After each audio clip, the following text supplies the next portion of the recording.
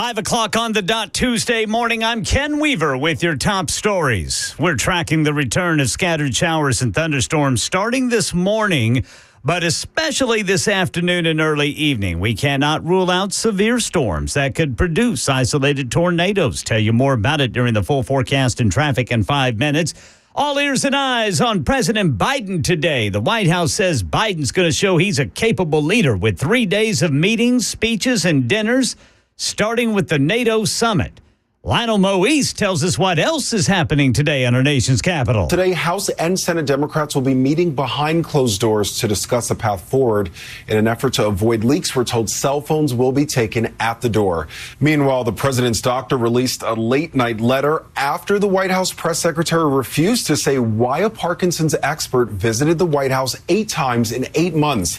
Dr. Kevin O'Connor said the specialist was there to see military personnel. He also confirmed that same neurologist examined Biden for each of his annual physicals and reiterated that they found no signs of Parkinson's. Yeah, Biden held a virtual meeting last night with the Congressional Black Caucus, and we're told he's thanking members for their support, promised not to disappoint them, and also got a vote of confidence from House Minority Leader Hakeem Jeffries, saying he continues to support the president. Here in Middle Tennessee, Nashville's NAACP responding to what local leaders say was a white supremacist group called Patriot Front that took over parts of downtown on Saturday.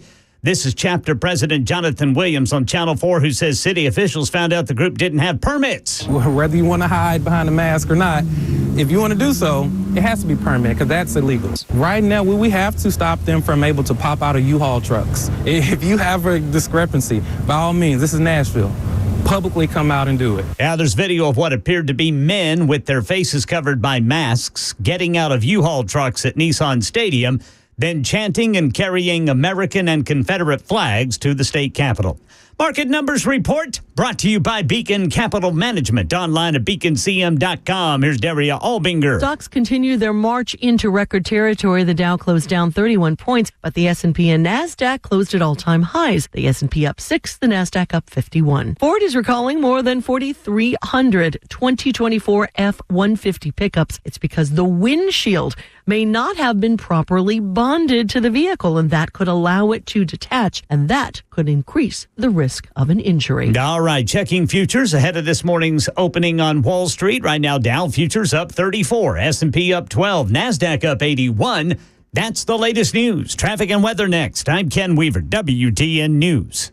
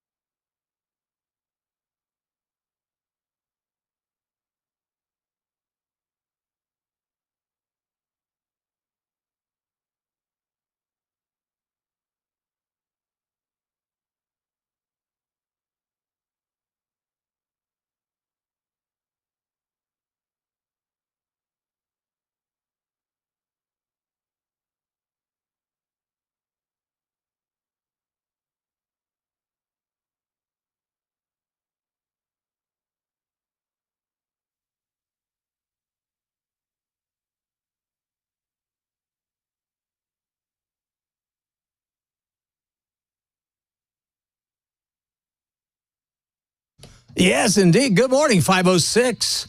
It's a Tuesday morning, Nashville's Morning News. Dan Mandis is on vacation this week.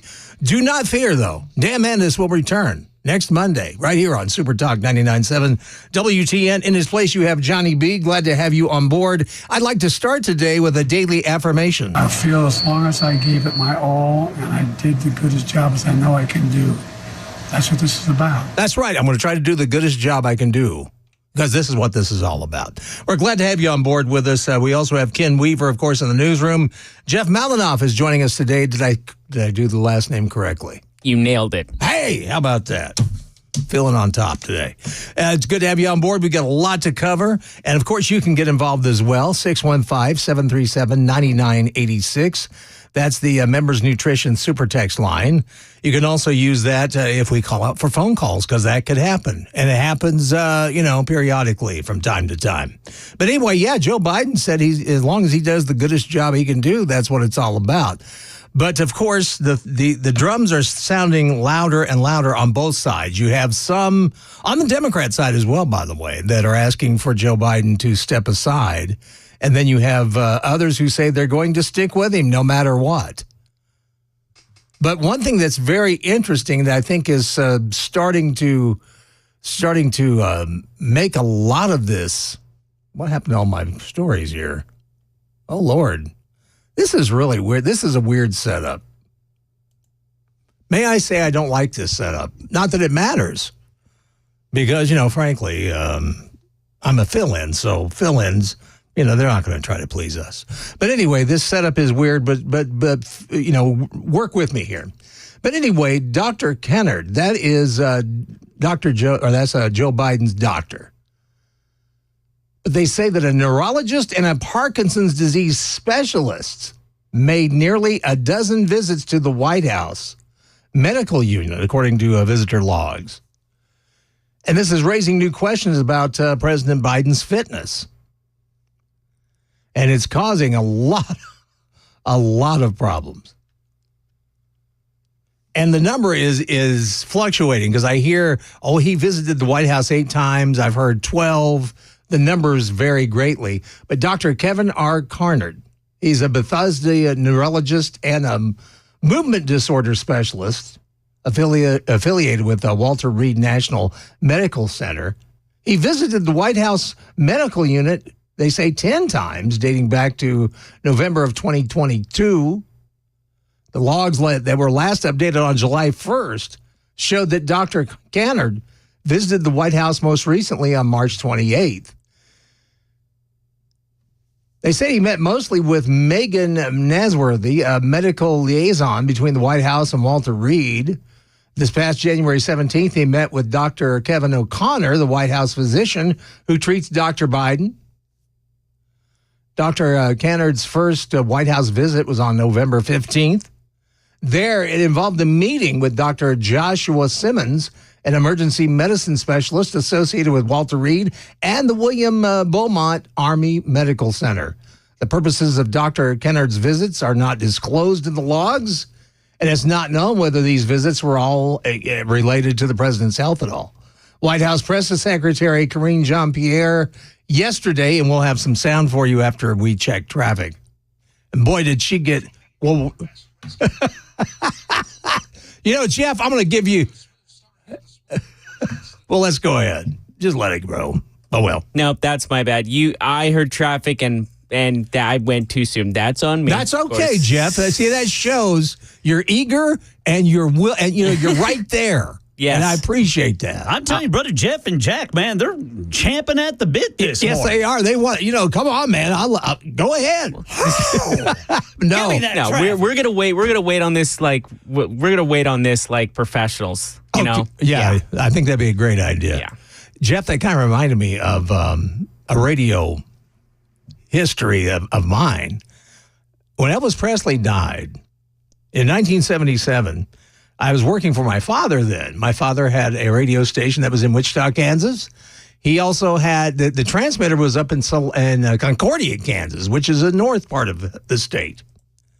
Yeah. Dad decided that he wanted to do a moment of silence for Elvis Presley on the day after he died. And so everybody got the memo except Concordia. And there was a gentleman that was hired. He was an engineer, and he sat up there all the time, and he was told that if there was any dead air, to play a record. So there would never be any dead air on my father's radio station. So when they decided to do a moment of silence for Elvis Presley, you had about 20 seconds of silence, and all of a sudden, in comes a bluegrass tune. Oh my gosh. So I told Dad, man, don't worry about it. Elvis would thought it was cool. So anyway, I don't know where we were, but back to. Sorry about that again. That's quite all right, Jeff. I appreciate that more than I would to be sitting there going, traffic. Dead air. Hey, I've produced a couple shows since college and stuff. Dead air is my worst nightmare. That's what I understand. So it got me fired once. Yeah, dead air is in fact, we have nightmares about that. The reason I got fired is because I never showed up. You too, eh? So that was dead air. Well, maybe we'll have radio stories at 5:35 because man, there's some good ones. Oh, yes. Let's do that. Let's do that for the gang of three. I got some too. Well, there you go. So anyway, we'll do that. So back to Biden and what's going on. This is troubling to me because, the White House is trying to act like, there's no big deal. No, he doesn't have, he's not suffering from anything, like Parkinson's or you don't get visited 10 times by a specialist in that field for no reason at all, just to look you over. We all know something's going on, and the White House just continues to act like everything's fine. And of course, you have Jill Biden and Hunter Biden. Hunter Biden, by the way, is now president. I hope you all know that. Jeff's looking at me like, oh no, that's crazy. No, it's not a crazy look. That's a sad, defeated look. It is sad, and it's true. That's what's sad. They're saying that Hunter Biden is not leaving his father's side. I feel like Jill is more as well. I think Jill is just as involved. She is. She's on the campaign trail right now. We'll have a story about that, too. She lost it with reporters yesterday. The Bidens are losing it because they know they're close. Chris Hand and I were talking yesterday, and I agree with him. This week is going to be the telltale week. He's either going to stay in or he's going to get out this week. One of the two. Did you see your favorite liberal celebrity, Rob Reiner, also telling him to step down? When I saw that, I immediately thought of you. Well, thank you. But yeah, we talked about that yesterday. And what was funny about Rob's is that Rob's, at the end of it, he's giving Biden all this praise. Oh, yeah, he flipped it. Yeah, he flipped it. He's just going, he served admirably. He's a man of great conscience, blah, blah, blah. Did you see the tweet afterwards, though? He needs to step down. He posted afterwards. I can find it. He posted afterwards saying, man, he did great today. If he continues doing this, I'm going to find the exact tweet here. Hold on. Okay. If we see the Joe Biden that appeared on Morning Joe today, every day until November 5th, he'll be able to shut up people like me who think he should step aside. Literally hours later. Indecision may or may not be his problem. It's 5:14. It's time for traffic now on Super Talk 99.7.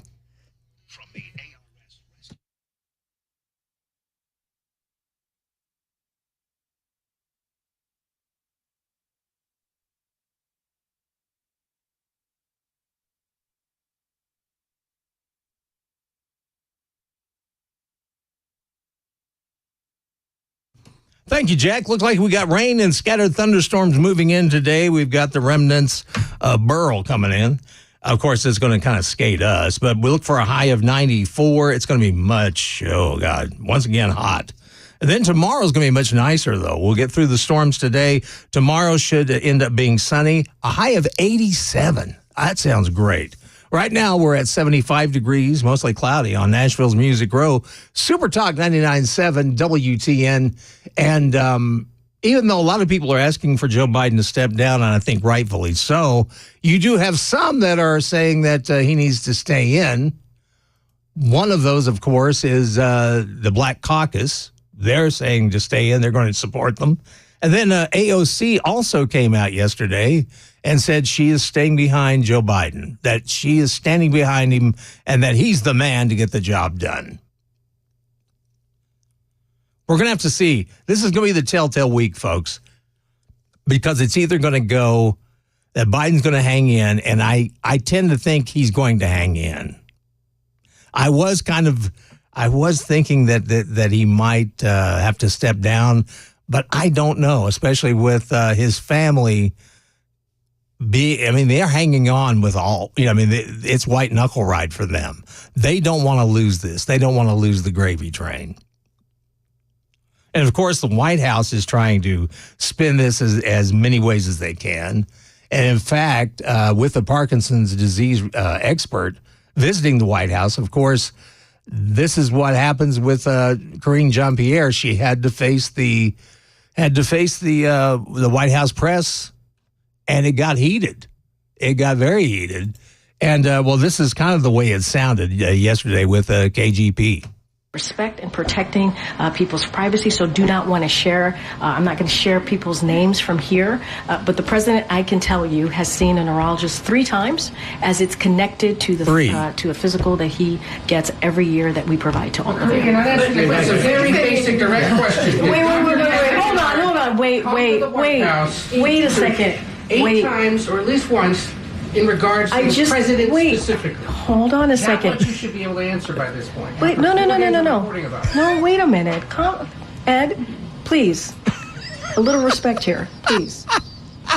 So every year, around the president's physical examination, he sees a neurologist. That's 3 times. 3 times. Right? So I am telling you that he has seen a neurologist 3 times while he has been in this presidency. That's what I'm saying. I am telling you that he has seen them 3 times. Just 3 times. Just 3 times. That is what I'm sharing with you, right? So every time he has a physical, he has had to see a neurologist. Oh, okay. So that is answering that question. I thought she kept saying urologist. I also said to you, Ed. Swear. That's beautiful. We cannot share names. We cannot share names here, names. Okay. We have to. Others he would have met with. We cannot. You can share names in regards to if someone came here in regards to we cannot share. We cannot share names of specialists broadly. Okay. From a dermatologist to a neurologist. Oh. We cannot share names. There are security reasons. We have to protect. Yeah.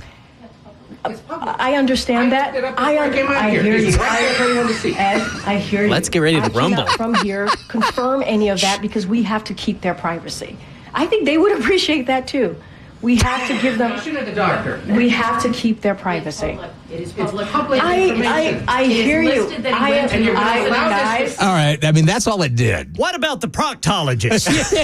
Okay, did it not sound like she was saying urologist, not neurologist? Neurologist. I swear on my life it sounded urologist. I'm like, why is he saying a urologist 3 times? What'd you do with the glove?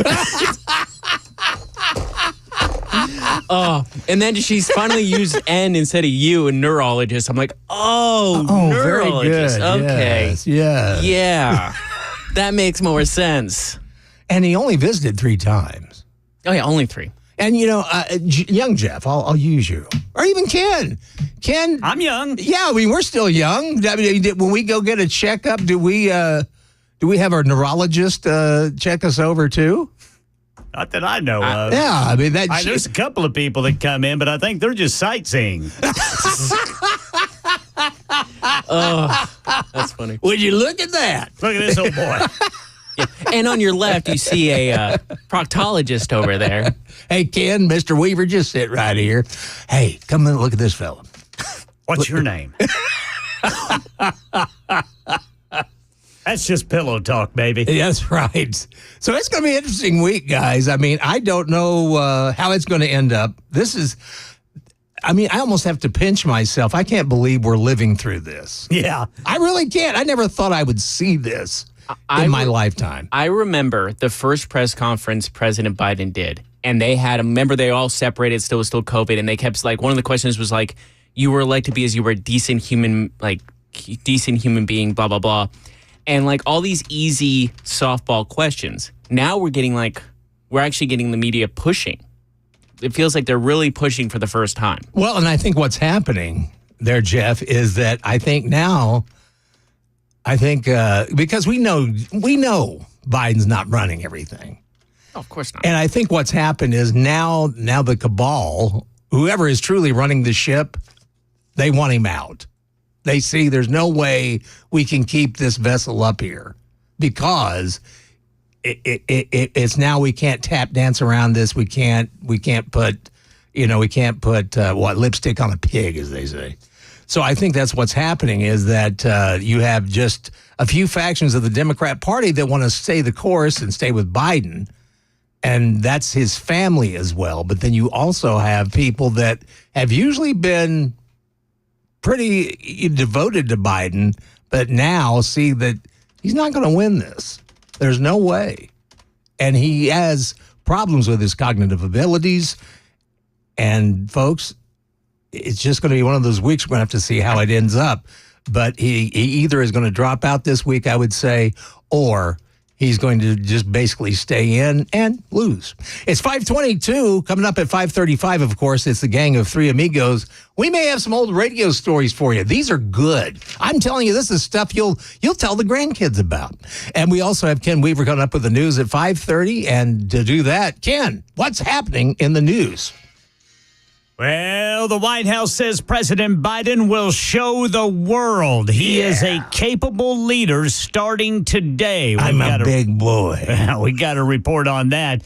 And one county budget committee says it's time for a property tax increase. They're blaming inflation. We'll tell you about it at 5:30 on Super Talk 99.7 WTN.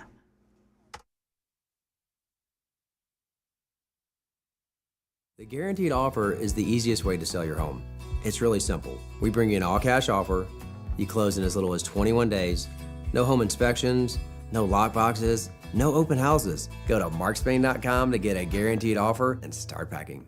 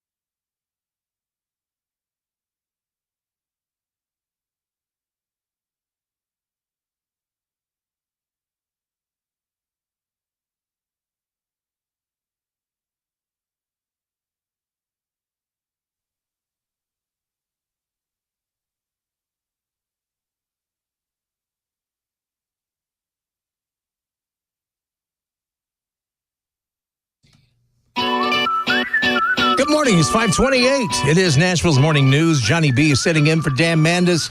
Earned a very, very much deserved week off. He'll be back next Monday right here on Super Talk 99.7 WTN. The Super Talk is going to continue all day long. You've got Matt Murphy coming in at noon, but before him, you have Chris Hand, and he actually joins us at 8:30 for the Gang of Four, and then, of course, he's from 9 till noon. And then when you're riding home, I do believe you'll have Matt Murphy today in for Brian Wilson. So keep it right where you've got it because the Super Talk never ends.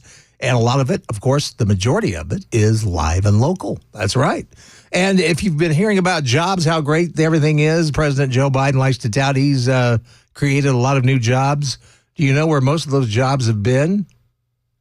They say 70,000 out of the 206,000 jobs recently added were government jobs.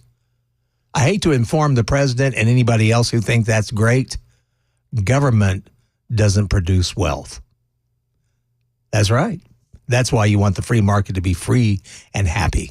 Coming up, we've got the Gang of Three Amigos at 5:35, but we do that after the news with Ken Weaver on Super Talk 99.7 WTN.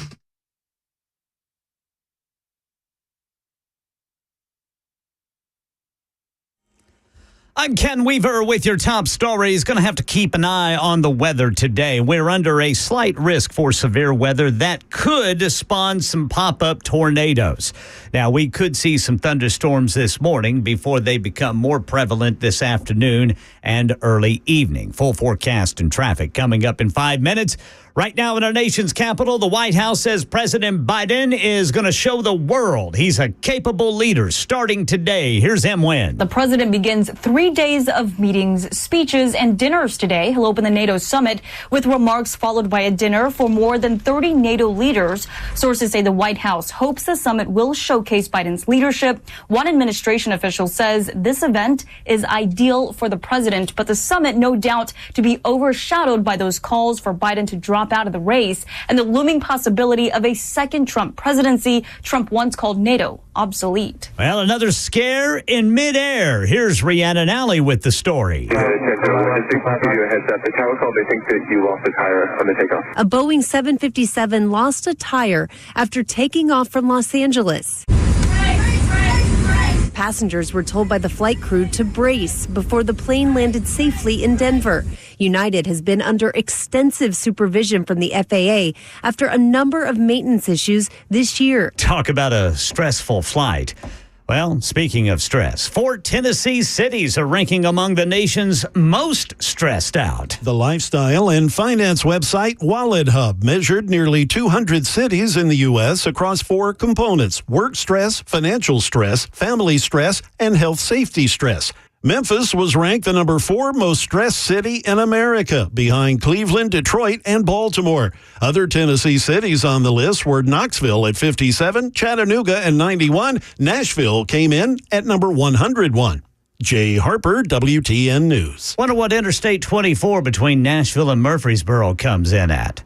That's the latest news. Traffic and weather next. I'm Ken Weaver, WTN News. Hey, it's Dan Mandis for my friends at Window Nation. Now, this is my window company. This is the company that put new windows in my downstairs basement studio. When I get back from vacation, work begins on my upstairs bedroom and my kitchen. Now, this is a great company that can do great work for you. And right now, a great deal. Just for listeners to my show, right now, for every 2 windows that you buy, you're going to get 2 windows free. There's no limit as to how much money you could save. Plus, you can save even more with zero money down, no interest or payments for 24 months. Window Nation's windows come with a lifetime warranty, and they can be installed in a day or less. Don't forget that great deal, the Dan deal. For every 2 windows that you buy, you're going to get 2 windows absolutely free. There's no limit as to how much you can save. You could save even more with zero money down, no interest or payments for 24 months. Check them out online. It's windownation.com. 866-90-NATION is the phone number. 866-90-NATION, windownation.com. Yeah, once it was all plotted out on their 3D CAD system, the pieces are measured, cut, and precisely installed into my space. It was clean, fast, and professional, and above all, my new closets look and function great. Now, this was my dormer, and now this is my new dormer thanks to California Closets. Look at all of this added space for shirts and shoes, you name it, and it is cut so precisely, simply amazing. And my old closet that has now been reborn as the ultimate in style and functionability, making the best use of the space that I had. They can work on just about anything: bedrooms, garages, home offices, closets, pantries, and so much more. Find them online, CaliforniaClosets.com, and see what they can do for you. You can schedule a free design consultation. Mention my name, CaliforniaClosets.com.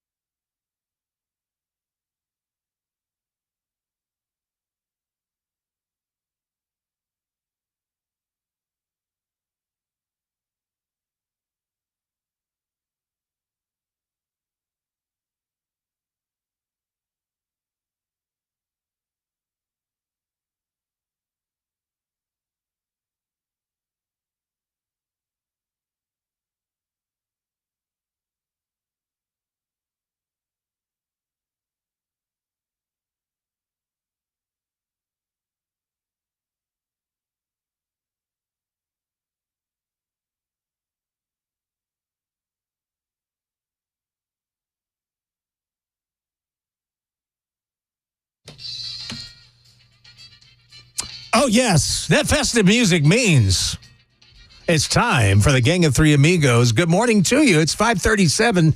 Dan Mandis earned a week off. You got Johnny B in his place.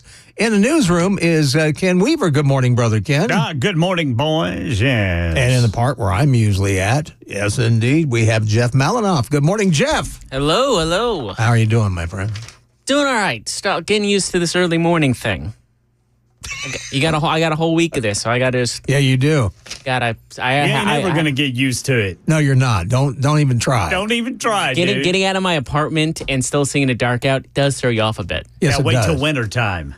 Oh. Yeah, wait till winter, or wait till you accidentally take a nap one afternoon and then wake up and think you overslept. Yeah. That's a fun one. That's horrible. That's a fun one right there, Jeff. It gets dark here at like 4:30 in the winter. And the sun doesn't come out until like almost 8. That's why we, that's why we all have deep depressions here in Tennessee. We're too close to that timeline, man. Yes, we are. We're only 101st in stress. That's an interesting. What do you think interesting about that? statistic. How do they even? What's this? How do you? I don't even understand. How do you say? Do you just ask everyone on the street if they're stressed? Well, there were certain aspects. Yes, they're different. That they checked out. It was lifestyle. So it was work stress, financial stress, family stress. Oh, Lord. And health and safety stress. Oh, my gosh. Health and safety. Like, I understand work and income. Like, I understand family. Families too. But well, nobody in Nashville is struggling to pay bills. Oh, no, not at all. Of course not. No, in fact, this is the most affordable place to live. Yeah, just ask any 20-something who has 5 or 6 roommates. Exactly, that they're fighting with. Just to live where they work. Sure, I want to live there. Where I have to work 10 jobs. Better than where I used to live. Well... Oh, yeah, that's right. You came from... old California. Now, it's very interesting because Jeff and I have not gotten to work together in this capacity. But while I was out, somebody called you Dan Mandis Jr. No, we're not doing that. No, I don't know why. I don't know what brought that on. I don't know. But they were that. Well, it's Matt Murphy. He likes to Murphy show. Oh, it's a Murphy show. Yeah. That's who started it. And now I'm KGB. He calls me I'm KGB now because my last name I'm a Russian operative. KGB. Well, honestly, I don't think he's even noticed. But every time he posts something, I write something in Russian. I comment something in Russian, whatever it is. I just go to English to Russian translator and say like something like all according to plan or something like that in Russian. Oh, that's good. Matt Murphy. Radio is a crazy business. And someone said he can't be his Dan Mandis Jr. He's not bald. Someone posted that. What's his name? He's not bald. N97G. Thank you. Oh, I appreciate it. Oh, and I've worked on this hair. Give it time, dude. Yeah, give it time. Radio will do it to you. Yeah, that hair will either let loose or totally turn white. I wouldn't mind white. Yeah, it'll happen. I'm getting used to it. Yeah, I am too. I've always wanted to dye my hair, but my wife won't allow it. Speaking of which, we're getting ready to do radio stories, right? Yes, we are. I was wanting to... well, I've got one. Well, lay it on us. All right, speaking of white hair. Yeah. So, worked with this old boy in Tulsa for years. And for years, he had white hair, white eyebrows, white ear hair. White ear hair. White beard. All of a sudden, one day, I come into the newsroom, and there he is. And everything is jet black. Oh, Lord. And I just stopped in my tracks. He stops typing. He looks up at me and he says, "Good morning, Ken." Like daring me to say something. Notice anything different? I just looked at him and I said, "Morning, Larry." He goes, "Gonna have a good day today, aren't we, Ken?" I said, "Could be pretty exciting, Larry." Or it could go dark. But every day I knew this guy, everything was jet white, and then all of a sudden one day, boom, it's just jet black. Well, just for men hair color, just got in the mail. He was excited. Oh, my gosh, man, that was funny. And the same thing happened in this town. There was a talk show host that I could tell had dyed his own hair. Yeah. Because one moment it was, he was starting to get some gray in it and all that. The next thing I see is, it's got an interesting red tint to it. I love when old men try to stay young. Yeah, try to stay young because they don't think like, because I saw a gentleman in Alabama. He was a barber of all things. Yeah. And I could tell that his hair was dyed just jet black. Mm-hmm. But the problem is, because he looked like he was probably in his 70s, the wrinkles. Yeah. I mean, it just doesn't look natural. That's what'll give it away every time. Exactly. But we've known some crazy radio people in our time. Oh, yeah. And in fact, one of the craziest was even my own father. There was a client that was bothering my father that the guy would not set up a meeting or anything. He would just drop by the radio station. Just drop in. Just drop by. I need to see the manager. Yeah, I need. So Dad saw him. And so I guess what Dad was trying to leave his office. Well, he saw the guy out in the outer office. Well, he goes, I'm going to just sneak out. So Dad takes off his screen window in his office, starts trying to climb out of his office to avoid this guy. The guy had gone out to the parking lot by that time. Then Dad the guy sees him, so Dad jumps back into the office, grabs one of the DJs and says, "No explanations, just do this. Crawl out my window." And that's what he did.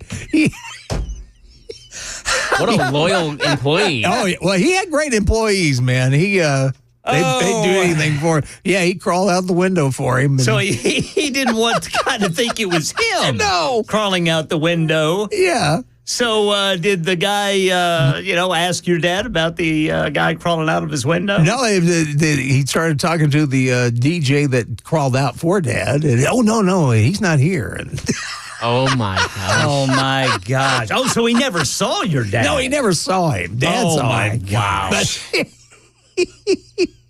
That's great, man. Radio has had, it is, there was another time, too. And, a lot of people don't know this, but a lot of, back in the day, radio people, the on-air talent used to partake in, alcohol every now and then and other things of that nature. No. Of course not. Well, we had one person on the staff who wasn't the smartest guy. He was a great guy. I liked him. But he decided that he wanted to smoke a joint while he was on the air. And he used a match. And he's doing this at the console, like right where he's, doing his DJ work. And he's smoking a joint. Well, he throws the match down into the waste paper basket. Little does he know it did not go out. It started a fire underneath the console, which the flames ended up frying the wires to the console and knocking the station off the air. Oh, dear. Yeah. Wow. I'm assuming he did not come back the next day. I would say, I don't think I've heard from him. Lord knows what he survived, happened. right? I don't know what happened to him. I got another radio story. So a buddy of mine, he had just started with this outfit I was working for there in Okmulgee, Oklahoma. And he was he was playing the commercials during a live sports broadcast. So he's back at the station punching all the buttons while the play-by-play guys there at the gymnasium calling the high school basketball game. Well, what you had to do back then is whenever the play-by-play guy goes to commercial, you've got to communicate with the guy back at the station. All right. Well, this buddy of mine had left his mic on. And you could hear what was going on in the control room over the commercials. And he was having a particularly rough day because back then everything was on cart machines and one of the cart machines wasn't working. So you could hear him clanking the plastic cartridges and, letting out fiddlesticks and things like that. Oh, no. So at some point, I hear our receptionist come in and say, Jack, you have a phone call on line 1.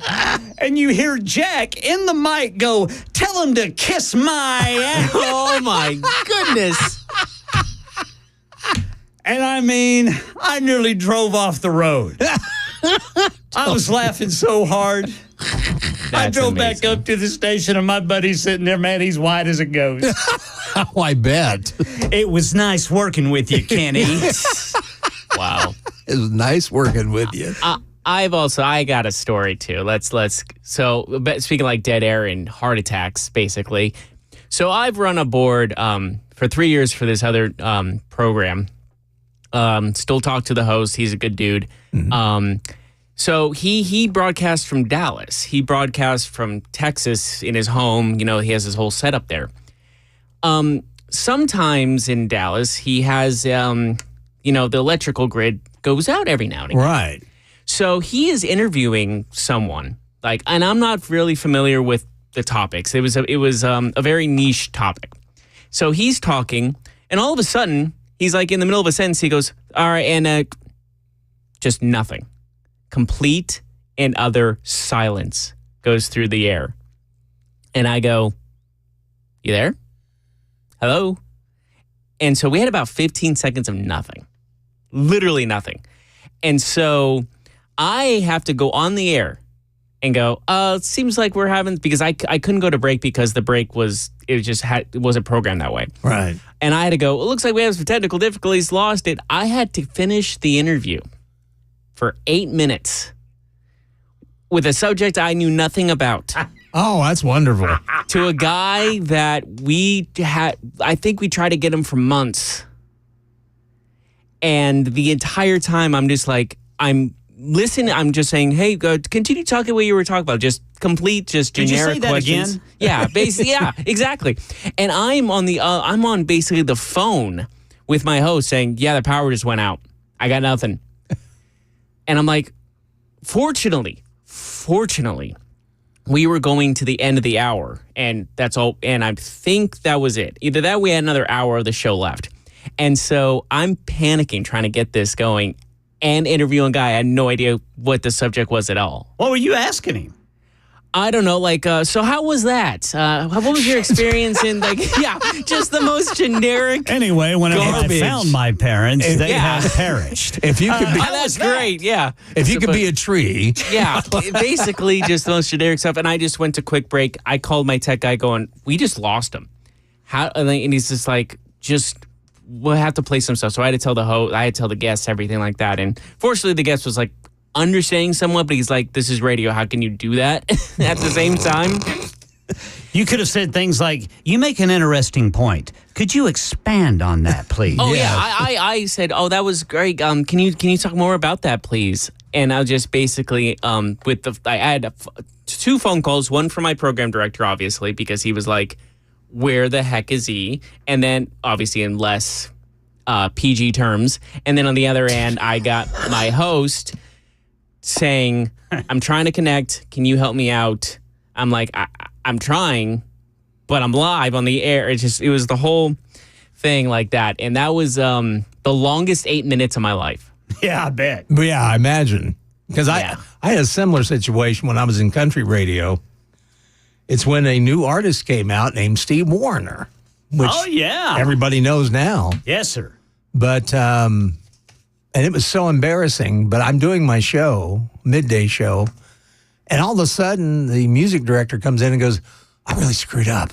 I said, Steve Warner's on the phone. He was supposed to do an interview. Can you interview him real quick? And I said, I guess. And I'm thinking, I know nothing about this guy. I only know one record. How'd you get your first name? Yeah, I mean, I'm surprised the man talks to me today. He doesn't remember it, but right. I don't remember what I asked or said because, like young Jeff, I was pretty. It was the longest 10 minutes in my life. The only thing that ever happened to me like that is, for some reason, this manager of this little bitty corn popper station I work for in South Central Oklahoma wanted us to broadcast the Junior Livestock Show. And so he tells me to start doing play-by-play on the pigs these kids were rolling out in the arena. I don't know anything about livestock. They are delicious, I bet. I was describing a pig as, well, there's a big pig. He's got a black head, a white belly, and a black butt.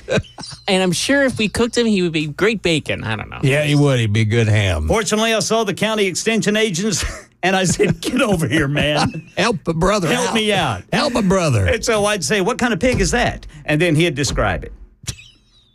That dude was one of the best salesmen I've ever known in my life. He actually sold that. Wow. And the greatest radio story, and I'll leave this with you, but there was a gentleman that used to work here in this town, and this was on the radio station WJRB.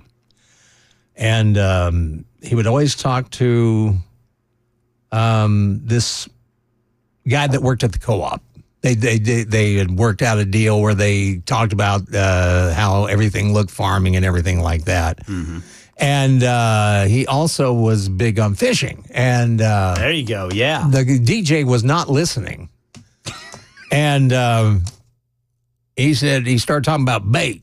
Well, Oscar started talking about bait. And all of a sudden he decided to ask Ken a question. He said, Ken, I know what I'm doing with my bait, don't I? And Ken, not thinking, goes down and says, yeah, that's right. You're a real master. There you go. So put it together. That's what he said. It's 5:55, Gang of Three Amigos, and we're glad to have you on board. Coming up next hour, you won't believe how much it cost us, how much China cost the world with COVID. It'll make your head spin. It's coming up on Nashville's Morning News, Super Talk 99.7 WTN.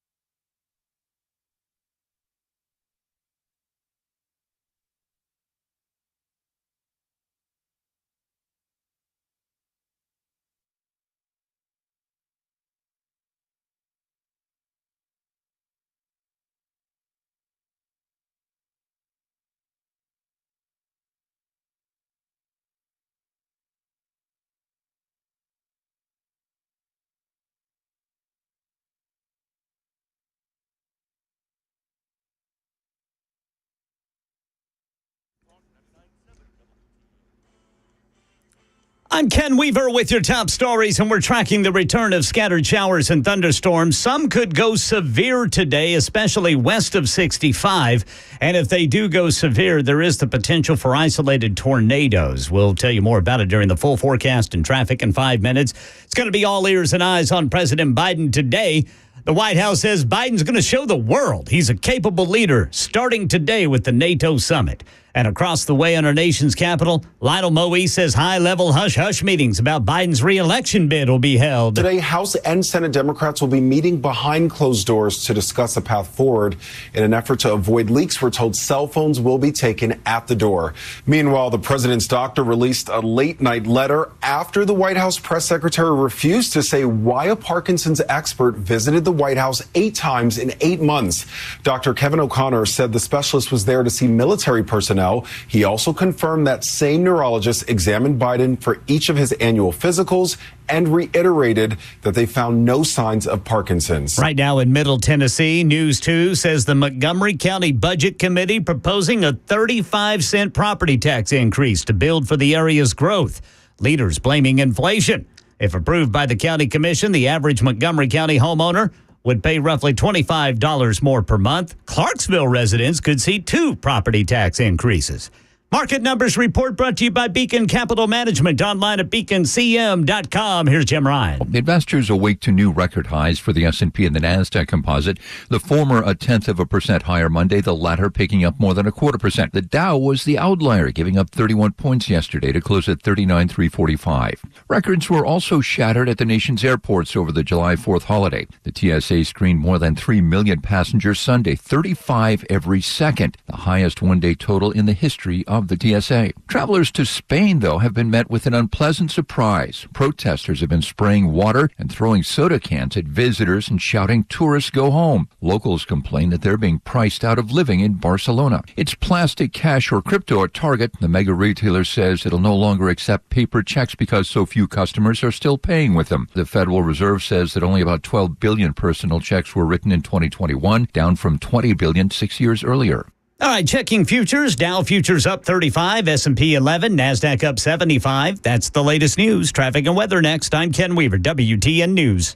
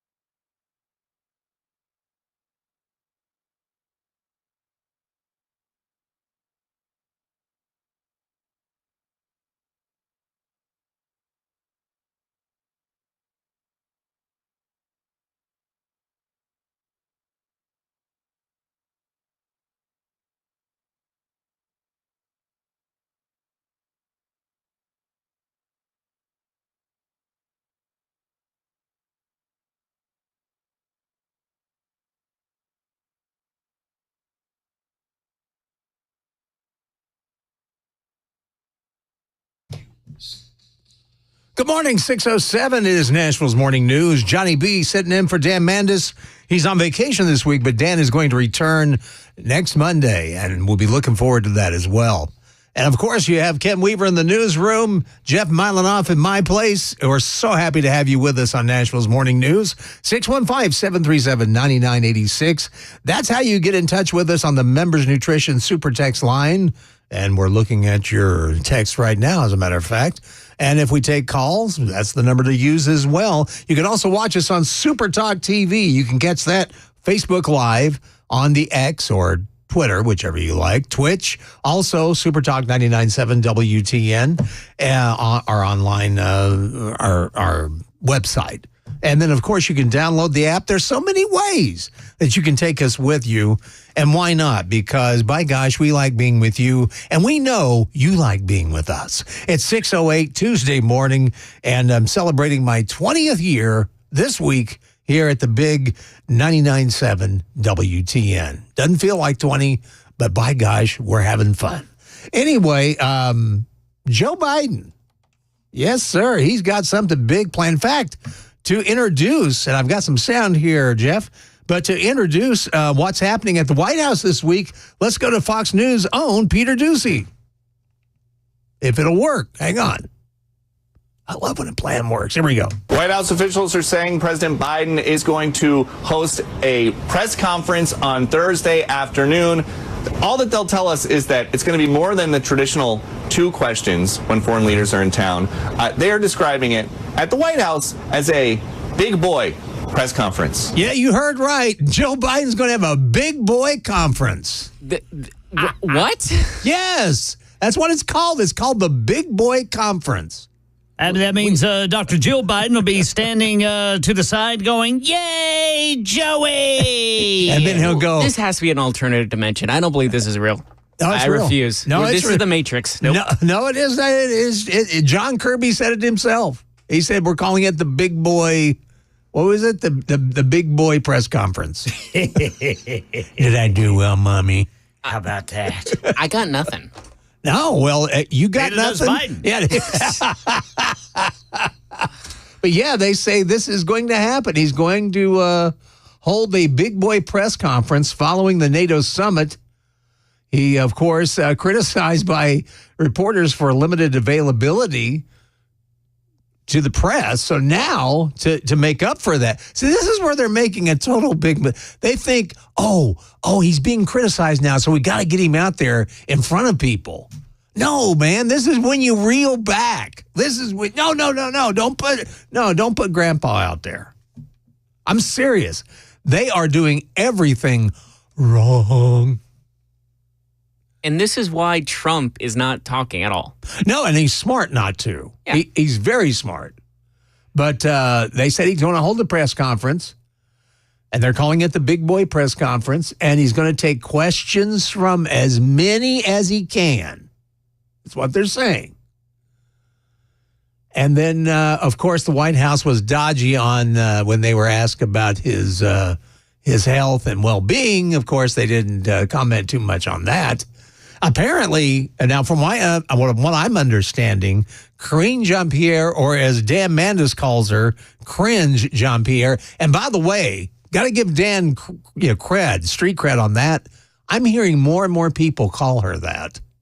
And it started with him. I got to give him credit. Started with Brother Dan Mandis. It sure did. And I'm hearing more and more people use that. So, Cringe Jean-Pierre, she was asked about the Big Boy press conference. She does not, they say privately, she does not like this title. But she said later on Thursday when he gives his press conference, his Big Boy press conference, she's not fond of the phrase at all. And Peter Doocy, by the way, Fox News Peter Doocy, he was left out. That's right. He was shunned by the press secretary yesterday with all these announcements. So that's why he decided to announce himself, and I want to hear it again. So here we go. Here's our buddy Peter Doocy introducing Joe Biden's big press conference. White House officials are saying President Biden is going to host a press conference on Thursday afternoon. All that they'll tell us is that it's going to be more than the traditional 2 questions when foreign leaders are in town. They are describing it at the White House as a big boy press conference. That's what it is. It's a big boy. You're a big boy now, Joe. You're a big boy. That's a good boy. Anyway, last week in the briefing room, if you remember, Karine Jean-Pierre was asked by reporters about the post-NATO summit press conference. One reporter coined the phrase "big boy press conference," and when that happened, everybody in the room had a big laugh on the solo press conference. But the phrase apparently has stuck, and now they're using the big boy phrase. This is not good. This just does not have a good look to it at all. The big boy press conference. And they say it's reminiscent of, if I can talk, of the small event held by Biden and First Lady Jill Biden following his miserable debate performance in Atlanta against former GOP presidential candidate Donald Trump, who once again is our presidential candidate. Jill praised Biden for answering all the questions and knowing all the facts. That's my Joey. It gave vibes more akin to a 6th grade spelling bee than a debate between the two men vying to lead the United States of America. That's what I thought as well when I heard her talking about that. Oh, Jill answered all the questions. Wasn't that good? That was so good. This is sad. This just gets sadder as the days go on. This week is going to be very interesting. I want to see what happens. I really do. I think that's what we have to do. We got to do like Trump. Just be quiet. Maybe put some popcorn in the microwave and just watch it burn. This is bizarre. I never thought I'd be witnessing this in my lifetime, nor did I ever imagine that we'd be talking about it on the radio. And if you really want to talk about some of the failures of Joe Biden, one has to just look at how he handled COVID. Oh, you won't believe how much it cost us and how China is just getting away with it. COVID broke us. And we'll have more on that coming up next. It's 6:15, time to check the roads on 99.7 WTN.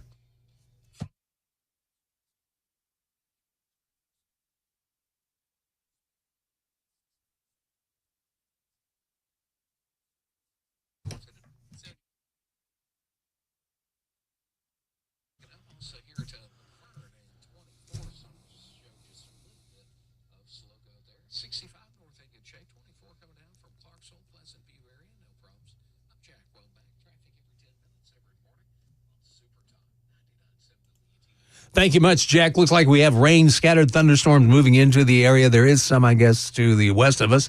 Look for a high today of 94. Some of these storms, if we do get any, could have the potential to be severe, so keep an eye on the sky. Tomorrow will be absolutely beautiful. It's going to clear off, and the high is going to be a very comfortable 87 degrees. Look forward to that. Right now, 74 degrees on Nashville's Music Row at 6:16. It's Nashville's Morning News. Johnny B sitting in for Dan Mandis on vacation this week. And Jill Biden is out campaigning. And I wish I could play the sound, but you really can't hear her. But she got a little snippy with reporters yesterday as she's descending. And she was walking to an event. And they stopped and asked her about President Biden, and she yelled at them, "Stop screaming at me. You know me." I think she even said, "Hey, lady." I'm telling you, the Biden family, they don't want to give this up. They don't want to give up the good stuff. And that's why they're clinging to this with all their might. I mean, it's a white knuckle ride for Jill and for Hunter. They are desperately trying to keep this gravy train rolling, baby. But it's going to be interesting to see the next couple of weeks, but especially this week.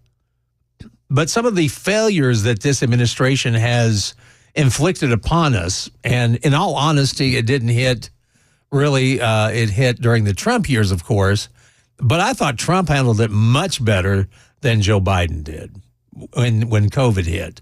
When Joe Biden got in, all of a sudden you had mandates, you had people losing their jobs, the economy went into the toilet.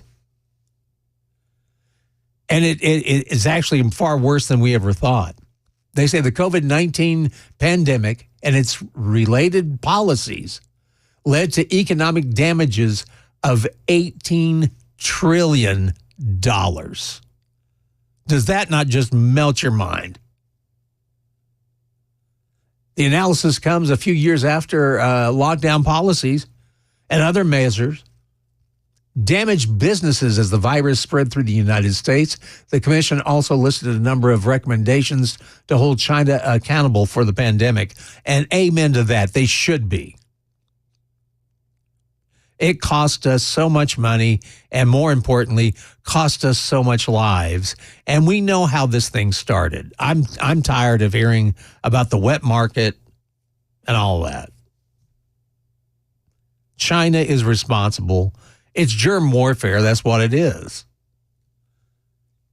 According to the report from the commission, from the Heritage Foundation's nonpartisan commission on China and COVID-19, the commission found that the pandemic's total cost added up to around $18 trillion. The number represents over $8.6 trillion due to excess deaths, over $1,000, good gosh, $1 trillion income lost, $6 trillion lost from chronic conditions from long COVID, as well as mental health loss at about $1 trillion. And don't forget the mental costs about our children being left out of school. Everything about COVID really hurt this country. And right now, too, you're seeing a lot of longtime businesses close their doors, not to come back. You have Red Lobster that is now talking about bankruptcy, closing their stores. Sam Ash, a long time music store, going out of business, gone. This is frightening, and this is what COVID did. And that's what these mandates did. I saw people that were fantastic at their jobs, and they were let go because they did not want to get the vaccination. That should not be a mandate. Vaccination should not be a mandate. They should be a choice. But China should pay for what they did, because China, when it all comes down to it, the communist Chinese are responsible for what happened with COVID-19 across our country, across the world. And look what it did. It devastated American businesses. It caused a lot of children to have a lot of psychological problems because they weren't learning. They were at home. It was done so poorly, and that it nearly wrecked our economy. So yeah, the Chinese should pay, and I hope they hold them to it, and they should. Because we lost a lot of money, but more importantly, we lost a lot of great people. Well, it looks like Trump's going to announce a VP. We're going to find out. Well, we won't find out who the VP is, but we'll have the story for you. 6:35. Who's it going to be? We may even take calls on it. We'll find out. If you want to text, you can definitely do so. 615-737-9986. That's the super text line to talk to us on Nashville's Morning News. We've got a lot more heading your way. Plus, at 6:30, straight up, straight down, whichever. Ken Weaver, what's coming up in the news, my friend? Well, all ears and eyes on President Biden today. The White House says Biden's going to prove to the world he's a capable leader, starting with the NATO summit meetings. And then another midair scare is under investigation by the Federal Aviation Administration. And you got to hear what a survey of more than 4,000 musicians say is the biggest threat to Nashville's music industry. Coming up at 6:30 on Super Talk 99.7 WTN. Dan Mandis here for my friends at DT McCall's. Listen, this is the store that I go to Anytime I need something for my home, my yard, my garage, you name it, they've got it at DT McCall's, a great American company. Now, a while back, I needed a new stove, and I needed it quickly. My friends at DT McCall's had it immediately. All I had to do was go online, dtmccalls.com, and I found the kind of stove that I wanted, the brand, the color, and everything, and it was available almost immediately. So they delivered it for free, and they hauled away the old one. See, that's what I love about DT McCall's, a great American company that has outstanding customer service and great Tennessee values as well. They've got 5 locations across Middle Tennessee, no doubt one near you. Carthage, Cookeville, Lafayette, Lebanon, and Franklin, always online at that website, dtmccalls.com. When you reach out, do me a favor and tell them that you heard about them on Nashville's Morning News and Dan Mandis, dtmccalls.com. The guaranteed offer is the easiest way to sell your home. It's really simple. We bring you an all-cash offer. You close in as little as 21 days. No home inspections, no lockboxes, no open houses. Go to markspain.com to get a guaranteed offer and start packing.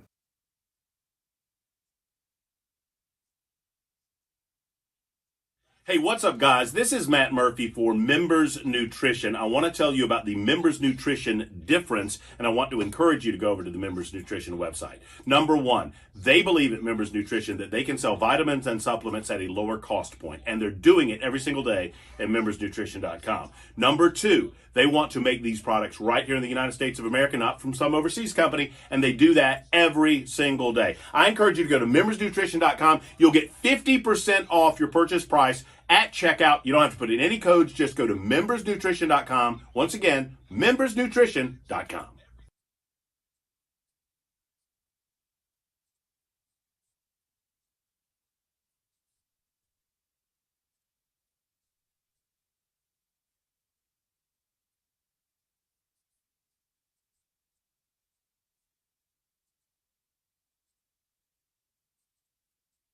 Hey, it's Dan Mandis, and I am so glad that California Closets has fixed my closet catastrophe. After exact measuring and planning, they came over and got to work.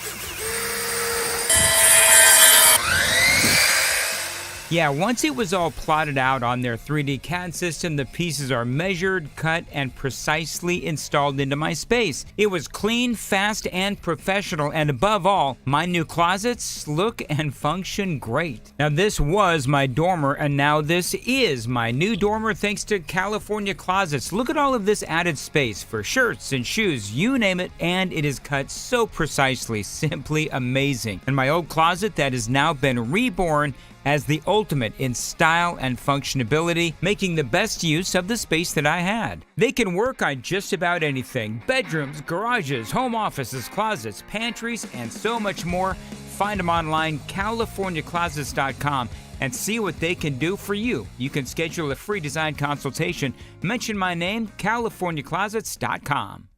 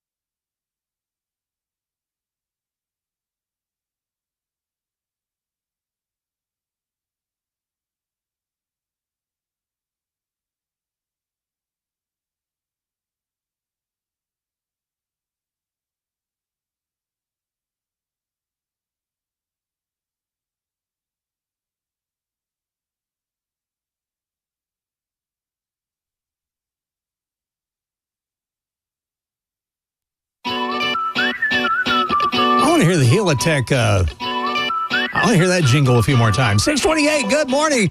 Johnny B in for Dan Mandis on Nashville's Morning News. Dan returns Monday, and we'll look forward to his return. Going to your super texts, and if you'd like to, you can get on the Members Nutrition super text line, 615-737-9986. And 99, that's my number. What am I doing? Anyway, let's go to... Did you almost just give your number out to the public? No, it wasn't my number. It was the radio station. I thought you were like, that's my... I was like, I don't even know my own number. Are you kidding anymore? All I know is on the cell phone, I know the names. That's all. I used to know. I could rattle off numbers like that, phone numbers. Now... All I know by heart is like my parents' numbers. Because as a kid, that was embedded in your brain, like... Yeah, there you go. Call that number. Yeah. See, I don't have that anymore. I know Fast Freddy's number. I know you do, Ken Weaver. Well, coming up, we've got Donald Trump. Well, he looks like he's getting close to announcing a VP. We'll have that story. Plus, the Democrats are setting Trump up to fail. And we'll tell you what they're up to. That's coming up next after the news with Ken Weaver. Coming up now on Super Talk 99.7 WTN.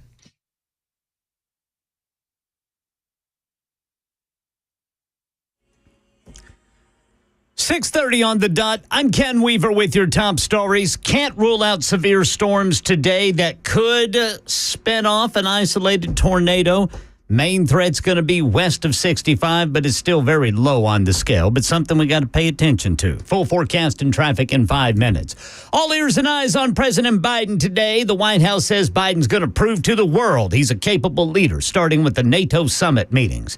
Mary Bruce reporting it comes as the White House is being forced to face questions about whether they're being honest about the president's health after visits from a Parkinson's expert in recent months. The White House has been adamant that the president is not being treated for Parkinson's. He's not taking medication for Parkinson's. But they are refusing to say if this neurologist ever evaluated the president or consulted on his care during his multiple visits to the White House residence clinic, citing privacy concerns. Another mid-air scare under investigation by the FAA. Here's Rhiannon Alley. Just give you a heads up. The tower call, they think that you lost a tire on the takeoff. A Boeing 757 lost a tire after taking off from Los Angeles. Passengers were told by the flight crew to brace before the plane landed safely in Denver. United has been under extensive supervision from the FAA after a number of maintenance issues this year. And back here in Tennessee, 4 of our cities rank among the nation's most stressful. The lifestyle and finance website Wallet Hub measured nearly 200 cities in the U.S. across 4 components: work stress, financial stress, family stress, and health safety stress. Memphis was ranked the number 4 most stressed city in America, behind Cleveland, Detroit, and Baltimore. Other Tennessee cities on the list were Knoxville at 57, Chattanooga at 91. Nashville came in at number 101. Jay Harper, WTN News. You know what else is stressful? Parking in Nashville. News 2 says a new survey of more than 4,000 musicians says parking in Nashville is hurting every aspect of their industry. And it could hurt Nashville's economy. Musician and Nashville Musician Association President Dave Pomeroy says sometimes musicians have to walk blocks with gear on a cart. They can be at risk at the end of the night with a pocket full of cash, if they make any, because sometimes parking fees cancel out any money a musician made at a gig. The full results of the Greater Nashville Musician Census will be made public in September. That's the latest news. Traffic and weather next. I'm Ken Weaver, WTN News. Dan Mandis here, talking about my friends at the Glock store, and I'm always asked the question, why do I like the Glock store so much? And really, that's simple. When I first visited their massive facility, I knew that I wanted to buy my first gun right then and there at the Glock store. You see, I was a customer first and then an endorser. Then I started my training, and I was so impressed that, yes, I incorporated that into my commercials. And all of those upgrades that I talk about, that I did to my Glock, the pyramid trigger, the tungsten guide rod, and the red dot optic, break, I paid for those as well. Now, I did get a bit of a discount, but honestly, not much more than you would get during the incredible Glock Store weekly sales, like Top Shot Tuesday or Firearm Friday. So, no, I'm not a Glock Store fan because they pay me to talk about them. No, Glock Store pays me to talk about them because I'm a big Glock Store fan. There's the difference, and it's a big one. The Glock Store, mere minutes from the airport and worth the drive from anywhere. Check them out online, glockstore.com.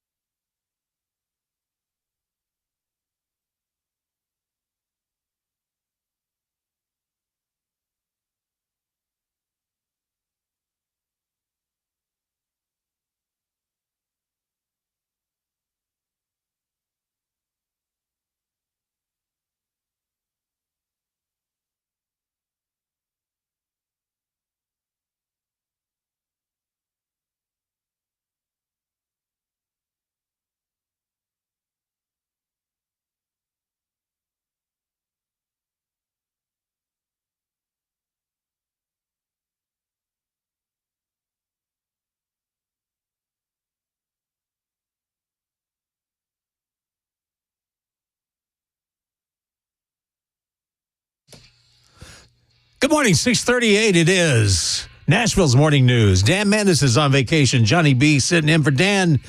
And you can get in touch with us with the Members Nutrition Super Text line, 615-737-9986. You can also watch us on Super Talk TV. People that were meant to not be on camera, and you can watch. And you can do that with Facebook Live, and you can also do that with Twitter or X, whichever you like to call it. And you can also do that on Twitch, and of course, at supertalk997wtn.com.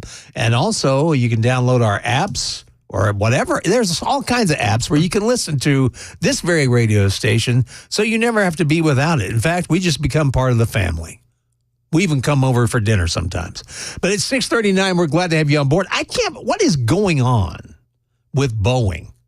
Seriously. After they have this huge court case where, of course, they have to pay money, which they should. Another United Airlines jet lost a main landing gear wheel while taking off from L.A. It's bizarre what's going on. It's just strange what's going on with Boeing. I wish I could explain it. I cannot. But it's odd. All this stuff is happening. They said the flight safely landed in Denver after losing one wheel on takeoff. Said they're investigating what caused the event, and they added that no reported injuries on the Boeing aircraft or on the ground were reported. And of course, imagine that, Boeing did not immediately respond to a Reuters request for some comment. They're keeping absolutely quiet. So I don't know. I don't know what the heck's going on with Boeing, but it seems to be, I'd be a little fearful of going on to a Boeing jet, to be quite honest, right now. I really would. Now, on another note, I heard Ken talking about musicians saying that the price of parking is going to really hurt the Nashville music industry, the local musicians. And I understand that. Parking in this town has always been kind of frightful and very expensive. Nightmarish. It is. It is nightmarish.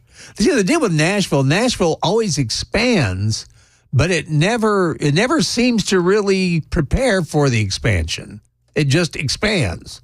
And then we wind up with all kinds of problems. But since we are talking about musicians, this is something that I would love to get a hold of. However, I'm not independently wealthy. But Julian's Auctions, they have the biannual played, worn, and torn rock and roll iconic guitars. And they're having a big auction. It's going to be in Beverly Hills. And of course, that's going to be expensive. But one of the guitars up for auction is a 1993 Ernie Ball Music Man Eddie Van Halen signature guitar, emblazoned with the Canadian flag, played by Eddie himself during a Canada Day concert in 1993. And it's been unseen for 31 years, has resurfaced, and it's igniting a wave of nostalgia, curiosity, and they say its backstory is wild. It was crafted in March 1993. It was initially listed as Guitar Van Halen Purple Translucent. Okay. But anyway, it's going up for auction. So anybody out there that's independently wealthy that's, like to do something nice for me, hey, Eddie Van Halen guitar would go really, really well. And I'm kidding about that. Now, they say that Donald Trump is close to announcing his vice presidential pick. And from what I understand, by this time next week, we should know who his vice president is going to be. They said he's ready to announce it by Monday at the start of the Republican National Convention in Milwaukee. Wow. It just hit me. The RNC is starting up next week. Wow, we are getting closer and closer. According to officials, they say the short list includes Marco Rubio, J.D. Vance, North Dakota Governor Doug Burgum, and a few others that have, of course, been Trump campaign surrogates. And so what they're looking for is a campaign strategist to do what needs to be done. So the vice presidential debate will be rocking. Trump has previously said that he knows who he will choose and that he intends to make his announcement right around the convention, maybe a little before. I doubt it's going to be Kristi Noem. What do you think? Yeah, I wouldn't bet on it. No, I don't think so. I think she's, I don't know. Who would you like to see? Is there anybody you would like to see? I like Vivek. I like Vivek too, but I don't know if vice president is really a great. Well, I just like that he's a very, very good public speaker. And also I want to see him debate Kamala Harris. Those are good points. I would just like to see him used in a much. It's kind of like I would love to see Rand Paul be over the Fed. I really would. That'd be pretty funny. I wish somebody would do that. But I really don't know who I'd want for vice president with Donald Trump. I like Vivek Ramaswamy. I wasn't too sure at first. He seemed a little too perfect, like he was birthed in some, He was scientifically constructed. Yes, everything was just a little too perfect. But the more I've heard him speak, the more I do like the guy, and the more I'm interested in him. So yeah, I kind of go more for him. I would rather see him be more in an effective cabinet post rather than just be a vice presidents. Don't do a lot. They just don't. Now they are in line for the big ticket, and Vivek would be a great choice. I'm looking at the chat line. Brian Donalds is also a really good one. Yes.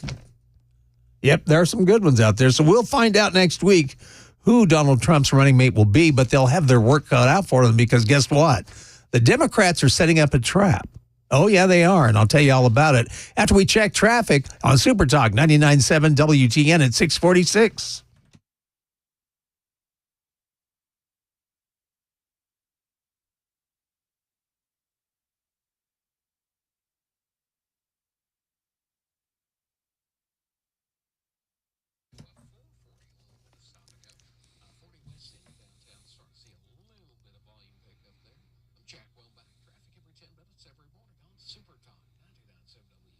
Thanks, Jack. It looks like we got rain and scattered thunderstorms moving in today. Look for a high around 94. Some of these storms could be heavy, so keep an eye to the sky and keep an ear to Super Talk 99.7 WTN. And then a nice day tomorrow lining up. It'll be sunny and a high of 87. Oh, man, that's going to be nice. 75 degrees right now, cloudy on Nashville's Music Row, Super Talk 99.7 WTN. Of course, Donald Trump getting ready to announce his VP pick and probably will do it at the convention, which starts next week. That blows my mind. I wasn't even thinking about that. But, yeah, we are getting so close to election time. And with that happening, the Democrats are in panic mode right now. And as I said yesterday, a lot of what they're experiencing this week, they did to themselves. They knew Joe Biden was in bad shape, and they knew they were hiding it. And they did their best to do so, but they couldn't hide it any longer when it became debate time. In fact, if I were them, I would have not agreed to a debate because that's what started all of this. Now, granted, if they had not done a debate, there would have been discussion about Joe's cognitive abilities, but it's much more now because they put him out in the open, and it was a debate that more people watched than usual. So now more people are concerned about Joe's well-being or concerned about the fact that he can't govern. And that's the whole thing. It's not about his age. It's not his age. Not at all. It's about his cognitive abilities. Age, to me, age is nothing. But what really is the problem, are you capable enough to run the country? And I don't think he is. And the Democrats agree. And with that, the Democrats know that Donald Trump stands a great chance of winning. the presidency. So in case of that, according to a report that I'm reading, they say the Democrats are already setting up former President Donald Trump to take the blame for Biden's reckless economic policies. I figured this would be the case. They say a slew of high-profile economists recently came out with a letter saying that should Trump win in November, there is likely to be an inflation, a bomb that follows, an inflation bomb, as they put it. This group includes some of the same economists that said in 2021 that Biden's Build Back Better plan, which became the Inflation Reduction Act, which became a total joke, they said it would not be inflationary. One is also the husband of Treasury Secretary Janet Yellen, who herself said that inflation wasn't going to be a problem, and then it would be transitory. Now these same Democrat Party mouthpieces are putting out a warning about a future burst of inflation if Trump becomes president again. Why? Well, they know that economic peril is ahead, and they want to be able to say, I told you so, and blame it on Trump, which is an old trick done by all politicians. The reality here, according to this report, is there has been a lot of trickery to hold down inflation and window dress growth from the current administration, which is very true. And as they run out of tricks in their bag, they want to hand it over to Trump and leave him holding the bag economically, if you will. And I will add to that, it's not just the economy. It's everything this administration has done. This is not going to be an overnight fix. I don't even know if it's going to be a 4-year fix, because I can't believe anybody could have done as much damage as what this administration has done in the 3.5 years they've been in. So yeah, Donald Trump has a big hill to climb, and what I'm afraid of is that he's going to have a hard time reversing a lot of what Joe Biden has done to this country, the damage he's done. And if Donald Trump can't fix it in that 4 years' time, knowing the fickleness of the public, the voting public, they're still going to be upset. They're still going to be upset. So it's going to take some maneuvering from the Republican Party to right the ship and to make sure that the Democrats cannot make them look like utter fools and make Trump look like he was a failure, which is what they're going to try to do. And they've set it up nicely. Joe Biden has really, really wrecked our economy. He's wrecked our country. And I hate to inform you, but we still have until January to put up with what's going on in that White House. So that's why I tell you a lot. And if I drive you crazy on it, I'm sorry. But it is so important to vote this year. If you have not registered, man, you need to. You need to get on the ground. We need all hands on deck, as they say. It's time for all of us to get involved. I know sometimes that politics can burn you out, but you have to be involved because it affects your life. It affects all of our lives. And we don't want to go through what we went through these past 3.5 years. Vote the right way. Vote the way that is going to make this country prosper and is going to help bring us back to solid ground.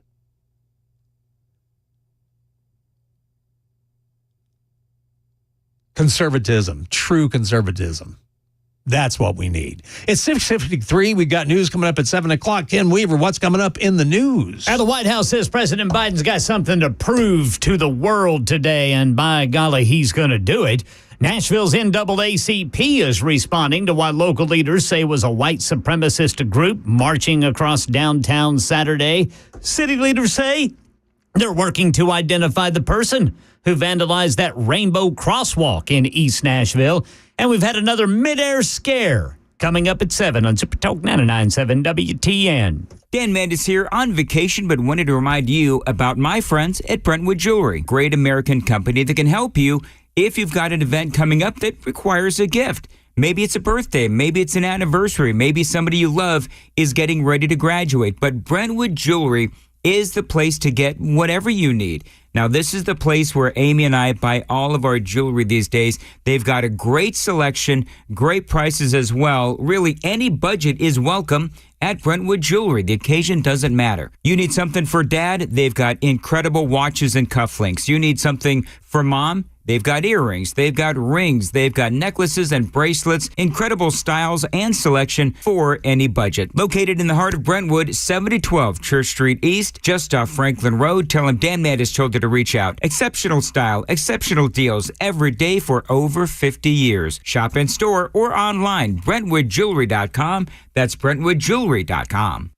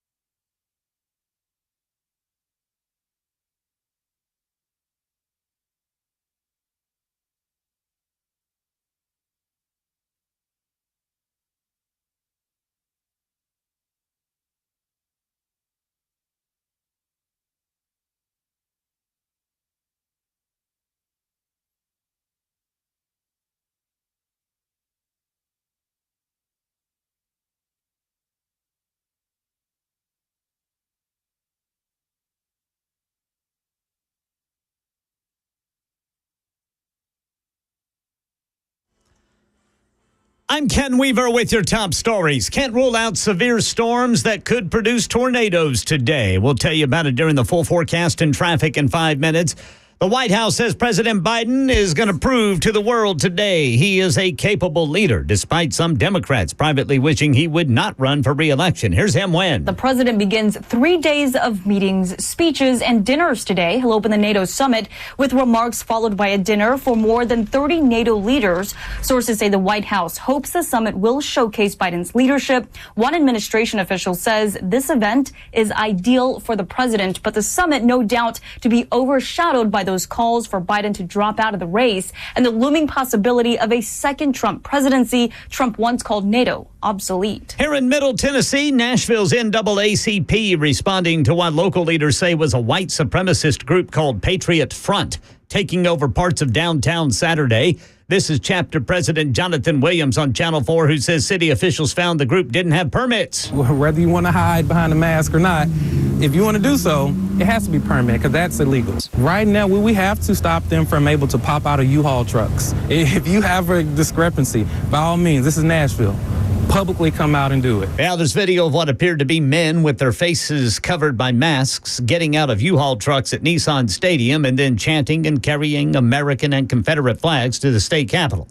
Meanwhile, city leaders say they're working to identify the person who vandalized the crosswalk, painted like a rainbow in honor of Nashville's LGBTQ plus community. News Channel 5 says a driver drove through the crosswalk on 14th Street in Woodland, pouring black paint on the rainbow colors just days after completion. Well, on Saturday, volunteers are going to gather at 9 o'clock there to repaint the crosswalk. And another mid-air scare involving passenger planes. Here's Rhiannon Alley. Audio captured the confusion in the cockpit. Wait, who's cleared to take off on 2A? A Delta plane was taking off from Syracuse, New York yesterday. At the same time, an American Eagle flight was about to land. It appears the planes came dangerously close as a stunned police officer watches, seemingly convinced the planes were about to collide. And apparently there was a United flight that lost a tire upon takeoff. Market Numbers Report brought to you by Beacon Capital Management, online at beaconcm.com. Dow futures up 25, S&P up 10, NASDAQ up 63. That's the latest news. Traffic and weather next. I'm Ken Weaver, WTN News.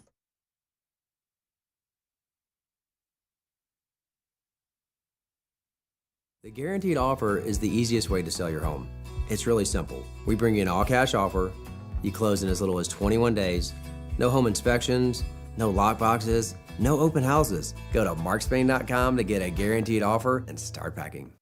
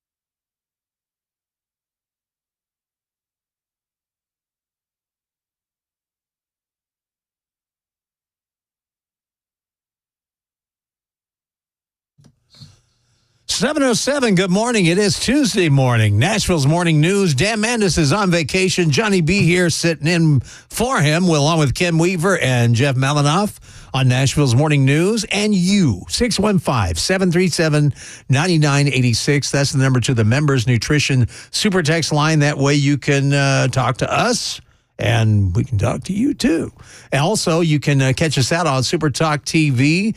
People that were not meant for cameras on camera. You can catch us on Facebook Live, also Twitch, Twitter, and our own website, supertalk997wtn.com. Also, you can download various apps. You can listen to WTN that way.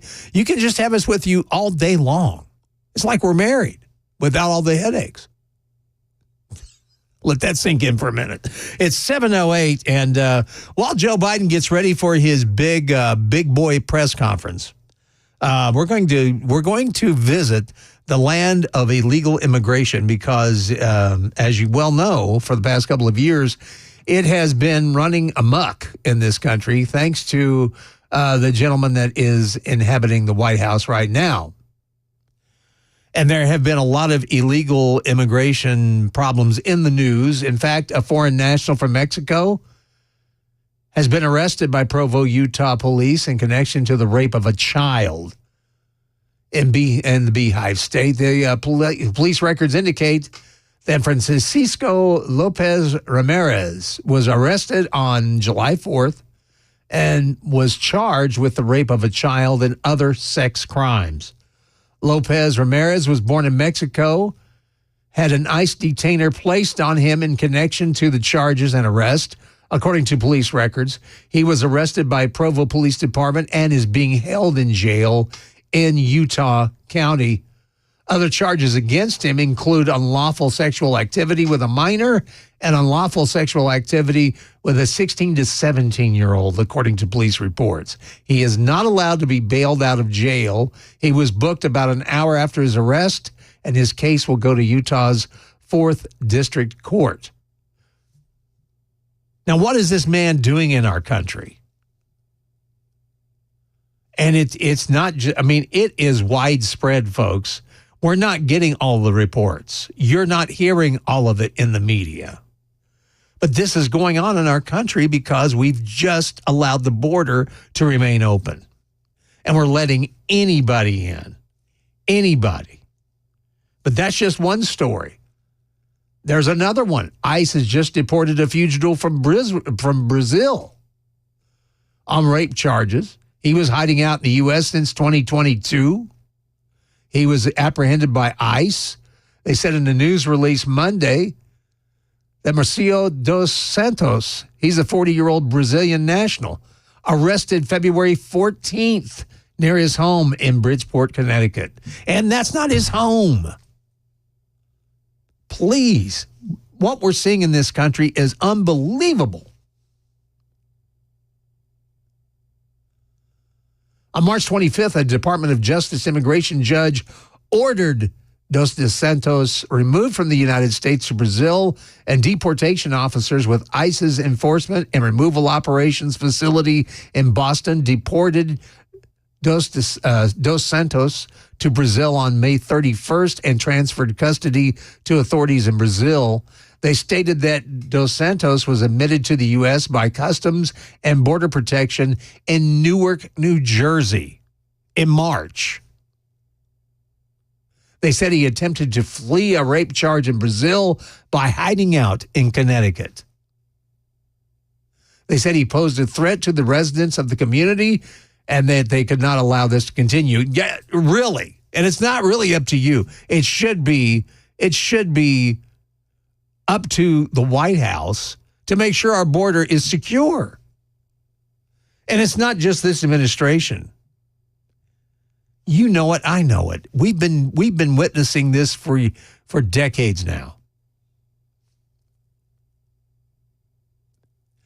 This is the second time this year that they've apprehended a Brazilian national in Boston hiding in the U.S.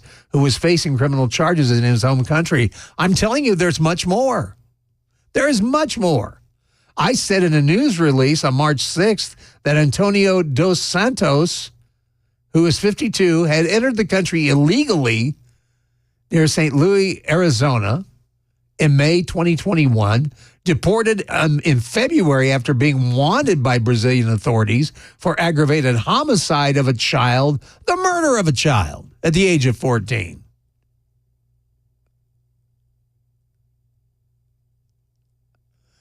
It is not known if Antonio dos Santos and Marcio dos Santos are related. They could be.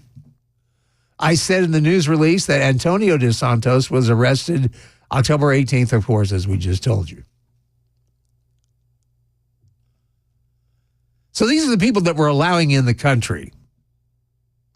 You know, everybody paints with the broad brush. They all like to paint illegal immigrants as, oh, they're trying to come here for a better life. They're trying to do the jobs Americans just won't do. That's not the case at all.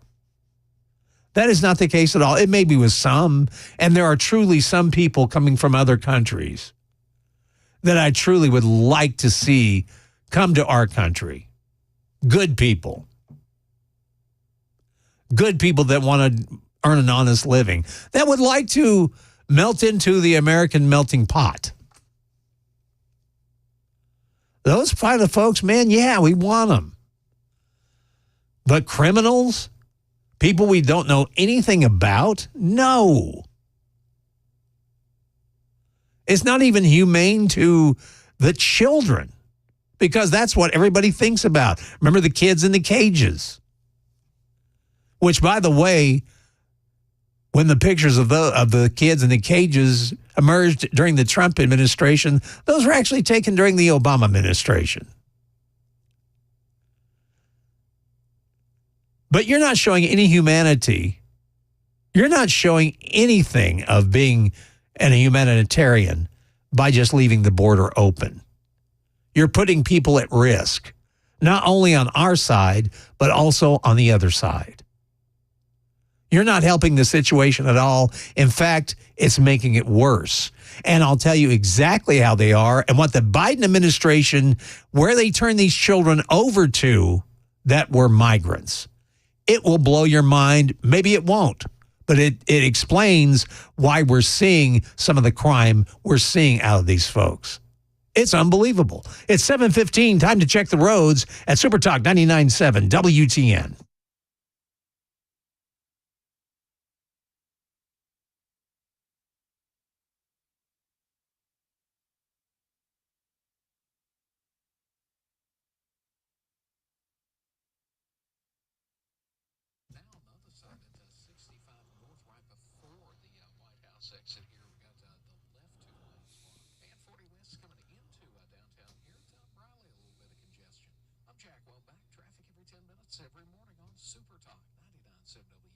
Thank you, Jack. Looks like a rain and scattered thunderstorms moving in for this afternoon. A high of 94, but it's much nicer tomorrow. Sunshine, a high of 87. Presently, it's 76 degrees. Cloudy on Nashville's Music Row at Super Talk 99.7 WTN. And we were just talking about the illegal immigrants that have, they've been let into the country. They're rapists. They're murderers. Well, if that's not bad enough, a lot of unaccompanied minors who crossed the border illegally into our country during the Biden administration's past 3.5 years. Where do you think they were sent? Well, they were sent to guardians and to sponsors in the U.S. But what were these sponsors doing? Well, that's the whole thing. Apparently, the government was warned about putting these children with these people because a lot of these minors were placed in certain households that were used for criminal purposes, such as labor trafficking. And they said government officials repeatedly ignored concerns from lower-level workers who warned about placing minors in certain households. This is a report from the Wall Street Journal. The Biden administration overlooked these concerns. They wanted to avoid the appearance of holding minors in immigration facilities. Kind of like the kids in cages thing. It's all the optics. That's what it is. It's the optics. They don't like the optics. If the minors were not moved on to sponsor homes, regardless of the safety or security of those homes, which it sounds like the government didn't even care about. If he hadn't done that, they said that he would have faced overpopulation at the border. But that was caused by him as well. He's the one that put out the welcoming video. Come on in. Come on in. Water's fine. In 2021, they said up to 18,700 unaccompanied minors crossed the border each month. Wow. Nearly 20,000 illegal, and I hate to call kids illegal, I'll just say migrant children, unaccompanied, cross the border each month into this country. And of course, they had to put them in makeshift shelters in order to house them. Employees at the shelters were not trained in child welfare or were not trained in how to place children into homes. According to the Wall Street Journal, they said, following an internal investigation, the Inspector General for the U.S. Department of Health and Human Services, which oversaw a network of shelters caring for unaccompanied minors, found gaps in the process to screen temporary guardians. It said in February that 16% of records for children who were released to sponsors in March and April of 2021 lacked evidence that a required safety check was conducted. Once again, see, this is how the government does business. They don't help. The government is the most inefficient monolith that I have ever experienced. Any of you that have to deal with the government on a daily basis, you get it. You know it. I'd be surprised if government... I'm surprised government could cover a one-man mule kicking contest. But anyway, they said an example, a 16-year-old Guatemalan boy was set to be sent to a man said to be his uncle. And this man in question had been charged with a felony 3 months before for domestic violence. A Health and Human Services case coordinator originally denied the request to have the minor placed in the home, but that was overridden a few days later, and the boy was sent to this man. Other government records showed that the boy was not related to the man who claimed to be his uncle. HHS had been designated to place unaccompanied minors with sponsor homes in the U.S., so this guy wasn't even his uncle. And this is what the government was doing with these children coming across the border. They were placing them in homes that were dangerous. The homes of sexual predators. The homes of illegal immigrants that had been guilty of domestic abuse themselves. And yet that's what the government always says. Oh, we're doing it for the children. No, you need to you know what? You need to rephrase that. We're doing it to the children. That's what this administration is doing. This has got to stop. This insanity has got to stop, and it's got to stop now. It's been going on way too long. It's destroying our country. It's destroying every fabric of it. As I've told you many times, you look at every problem that the U.S. has, and illegal immigration has its tentacles in every one of them. Every one. And just this morning, just to remind you, crossing our border, we've had over 2,000. It's actually 2,206. 200. It just turned over. 2,297 illegal immigrants have just crossed over the border just this morning. Get out and vote. It's 7:22. We got the news coming up at 7:30 with Ken Weaver. Ken, what's happening in the news? Well, the White House says President Biden's going to show the world today how capable a leader he is. Got some more midair scares to tell you about. Going to tell you which Tennessee cities rank as the most stressful in the nation. And then one local county budget committee says it's time for a property tax increase. These stories and more at 7:30 on Super Talk 99.7 WTN. Dan Mandis here, and yes, it is an election year, and I bet you're wondering if you're invested for the future and your retirement, regardless of what happens in November. Well, I can't tell you that, obviously, but what I can tell you is that Paul Winkler and his team can help you get the answers that you need. Now, I know that Paul has been on the radio here in Middle Tennessee for nearly 20 years, and he and his team, they're all former investment brokers and insurance agents, and one was even a securities attorney who worked for one of those big financial companies. In other words, they know the investing world inside and out, and they're ready to put that knowledge to work for you. Check out Paul Winkler and his entire team at paulwinkler.com, 615-851-1950. Now, you do need to know that I get paid every time I do these commercials, but I wouldn't be doing them if I didn't believe in Paul Winkler and his guidance. Call them, 615-851-1950. Tell them I told you to reach out. That website is paulwinkler.com.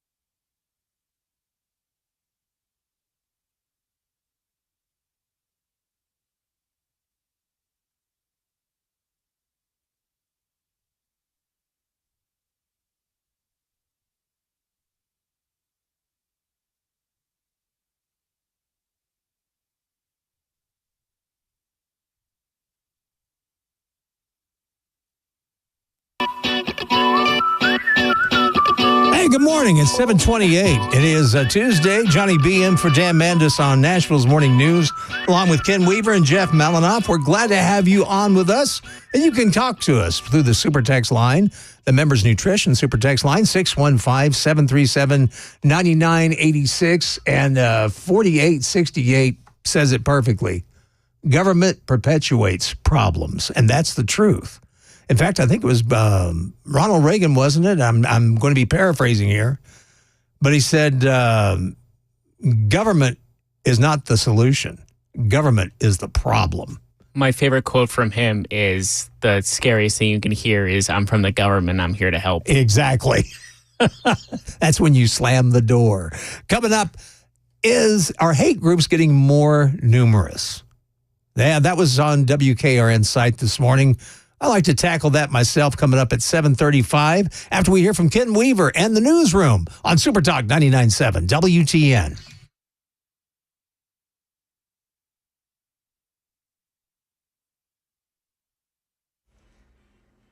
I'm Ken Weaver with your top stories. We cannot rule out severe storms that could spawn tornadoes today. We've got the timeline during the full forecast and traffic coming up in 5 minutes.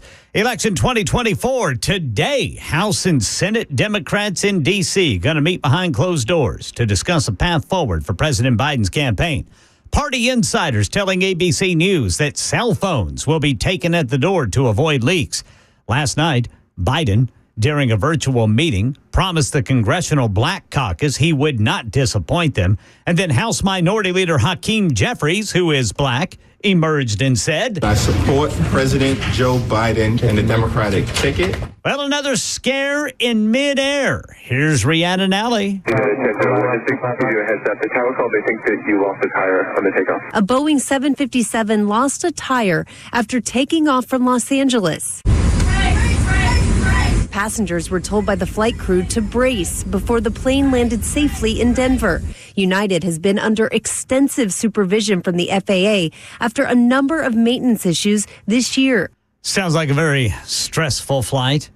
Right now in Tennessee, we have rankings showing 4 Tennessee cities are among the nation's most stressful. The lifestyle and finance website Wallet Hub measured nearly 200 cities in the U.S. across 4 components: work stress, financial stress, family stress, and health safety stress. Memphis was ranked the number 4 most stressed city in America, behind Cleveland, Detroit, and Baltimore. Other Tennessee cities on the list were Knoxville at 57, Chattanooga at 91. Nashville came in at number 101. Jay Harper, WTN News. Taxes are stressful. News 2 says the Montgomery County Budget Committee is proposing a 35-cent property tax increase to build for the area's growth. Leaders blaming inflation. If approved by the county commission, the average Montgomery County homeowner would pay roughly $25 more per month. Clarksville residents could see 2 property tax increases. That's the latest news. Traffic and weather next. I'm Ken Weaver, WTN News. Hey, it's Dan Mandison. How much do you know about your homeowner's insurance? For example, do you know what's going to happen if your roof is destroyed in a storm? How much of that replacement cost would your insurance company cover? Now, if you don't know, you really do need to make a phone call today to your current insurance company, because some insurance companies, maybe yours, refuse to pay full replacement cost. They're going to deduct money for an older roof, and this means that the insurance company is going to depreciate how much they pay for your roof claim. That's going to leave you on the hook for thousands of dollars. Now, again, you've got to call your insurance company to find out, and then call my friends at King & Associates Insurance. They will pay full replacement cost. So whether you have to replace a 10-year-old roof or a 2-year-old roof, they pay for it to be replaced, period. It is that kind of focus on customer service that makes King & Associates Insurance one of the best insurance companies around, and I'm proud to endorse King & Associates Insurance. 615-329-8121. Get your royal review at tkinginsurance.com.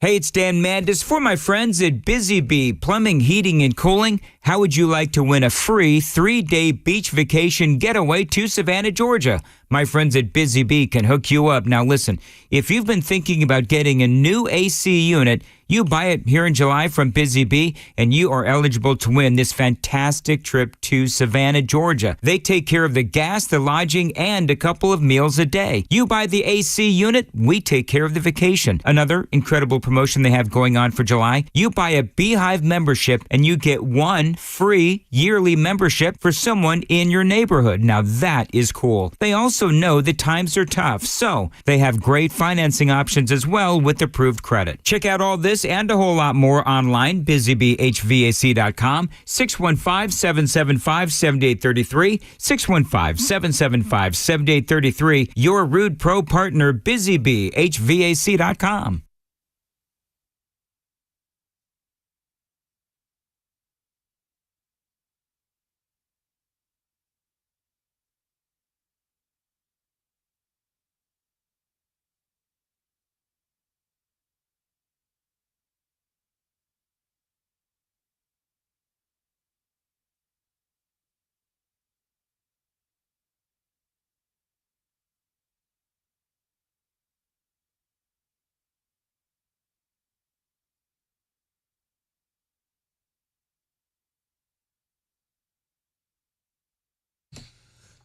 .38 is Nashville's morning news. Dan Mandis on vacation. Johnny B sitting in for Dan along with Ken Weaver in the newsroom. Jeff Malinoff, of course, piloting this ship. 615-737-9986. That's the Members Nutrition Super Text line. That way you can get in touch with us and we can read what you have to say to us. You can get it off your chest.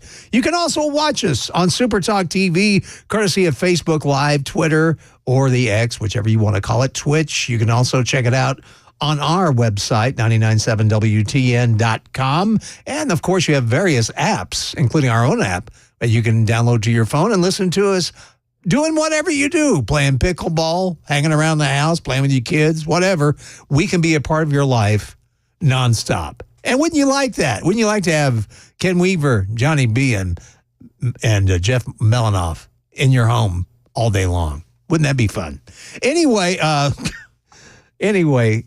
we, of course, over the weekend, and this is coming up more and more, about hate groups. And that the left is really having to fight them. This was on WKRN's website this morning. I found it interesting. They said that Tennessee saw 4 additional hate and anti-government groups present in 2023 compared to the year before. This is according to the Southern Poverty Law Center's The Year in Hate and Extremism 2023 report. Now, before we go further into this, I just want to remind a lot of you, and a lot of you are new to the radio station, so I've got to educate you on it, but a lot of you are not aware that the Southern Poverty Law Center is a very left-wing organization. Very left-wing. And in fact, it was the Southern Poverty Law Center itself, and one of the Year in Hate and Extremism, they described our own Phil Valentine as being a hate speaker.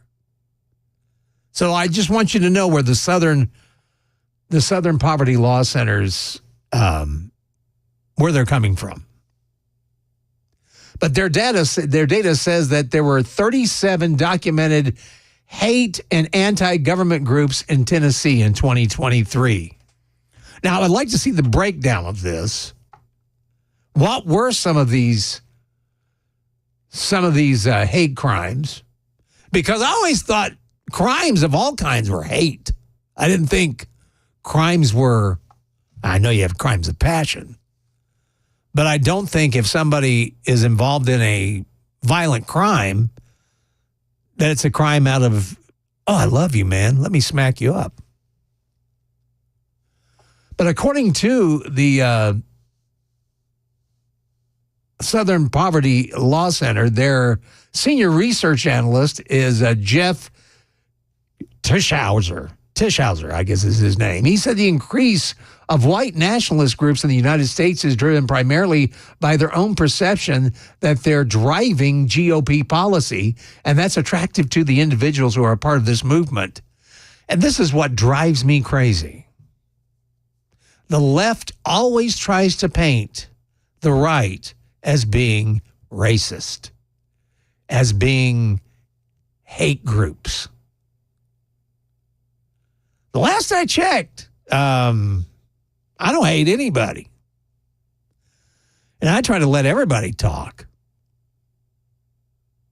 Say their piece.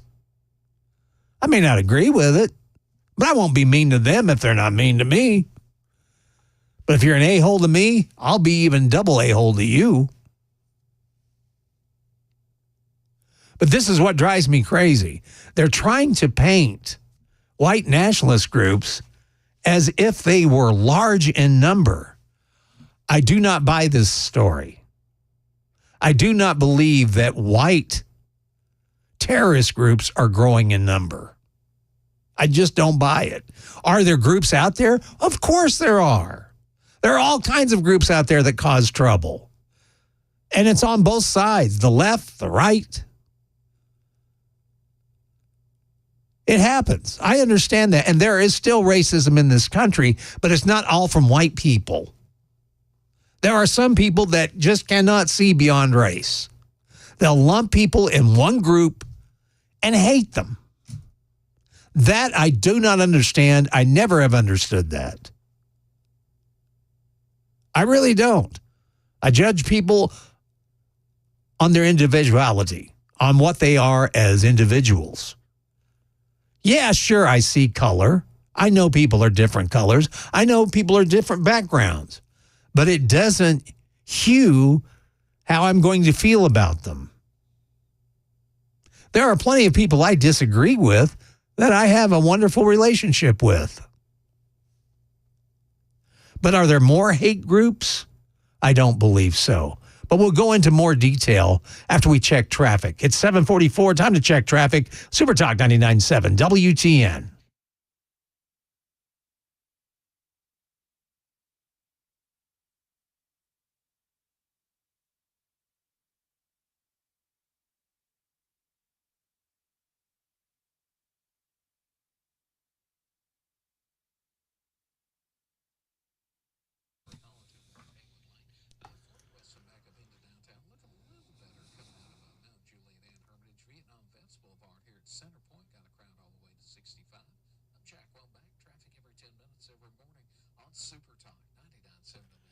Thank you, Jack. It looks like we got rain and scattered thunderstorms will move into the area this afternoon with a high of 94, but that should clear out by tonight, and then tomorrow is going to be absolutely beautiful, sunny with a high of 87. Presently, it's 78 degrees, mostly cloudy on Nashville's Music Row at Super Talk 99.7 WTN. And we're talking about Patriot Front. It was this quote-unquote white nationalist group that was in Nashville over the weekend marching. And according to the Southern Poverty Law Center, their group says that these kind of groups are growing in number. And I disagree with this. They're growing in number of the same build and everything. They look the same. There's not like a different shapes and sizes. No. They're all the same build, like 6'2" white guys. Well, let me ask this, and when have you, and I know you're a young man yet, but when have you ever seen a group of conservatives show up in a rented U-Haul? Sorry, I just have to laugh at that. And all in the same uniform? Never. And also, you can easily find out who rented that U-Haul if they tried. Exactly, but they're not going to. They're not going to try. It's just, it's laughable. It's really just laughable how, unbelievable, legitimately unbelievable these people are. Well, and the thing that I question, okay, if these groups are part of the right, or what they call the extreme right, then how is it that Justin Jones, who is totally on the other side, who, if these people are that much of white nationalists and absolutely hate anybody with color, how would Justin Jones know exactly what time they're protesting? And yet we don't? Yeah, they just randomly walked up like, oh, like, okay. Yeah, they piled out of a... This just stinks to high They're all heaven. wearing the same clothes. It's all Yes. clean, by the way. All like dry. Yes. Someone went to the dry cleaners with 20 white or blue collared shirts and a mask and khakis, and they all like. It's too organized to be believable. It's too organized. There's too much money behind it. There's too much money behind it for another. So something's not adding up to me with this group. Now, according to the Southern Poverty Law Center, they said Patriot Front was formed in 2017 after they split from another white nationalist group, Vanguard American, which led the deadly Unite the Right rally in Charlottesville, Virginia. Of course, that's the one we all know about, where Donald Trump got in trouble for saying there were good people on both sides. Wikipedia, I actually looked them up on Wikipedia. It actually says the membership as of 2021 is 200 people. Estimate at 200 people. That's nationally? That apparently, yeah. 200 and it was people. founded in 2017, and it just says membership as of 2021, an estimate of 200 people. Woo! Boy, that's the whole thing about, I think we've come far enough into our existence that I think people like this don't get any kind of... I mean, does anyone take them seriously? No. Anyone you see, like, conservative-wise, like obviously, like, I'm on social media just to keep track of everything, so I'm up to date on stuff. Every time I see the Patriot Front, every conservative, like I guess you could say far right or whatever you want to call right-leaning, like, conservative page is all like, these guys they're nothing to do with conservatives. No, they're not. Nothing to do with Republicans. No, they're not. And if it's not a fake group, because some are saying, I think Joe Rogan was one that said that. Yes, he did. That said this group was actually Antifa, probably, or FBI. But anyway, I don't know who they are, but it just smells to high heaven to me. I don't buy that. There's growing contingent of people on the right that want to do away with all races except white. I don't know anyone of that nature. And trust me, I know a lot of people. I have to deal with a lot of people because of this job. And not once have I heard anyone with white skin ever tell me anything racist. And if they did, I'd walk away as fast as I could. I'd run. Yeah, I mean, it's 2024. I mean, seriously, are we really... I grew up, and every time, like, I would just, like, if anything like that would happen, like, if, like, oh, there's a black person, for example, my mom would go, so? Who cares? Same thing if they're gay, like, who cares? Like, that's still a person. That's still a human being. And if they treat you with respect, you treat them with respect. Exactly. And that's what it needs to be. And I hate to inform you folks out there that think that everybody on the right is a hate-mongering white person. But I know a lot of gays. I know a lot of black folks. I know a lot of folks of all kinds of walks of life, skin color, lifestyles, that don't like the Democrats at all and don't vote that way. So you can't lump everybody into one group, and that's what they're trying to do with this group. So don't let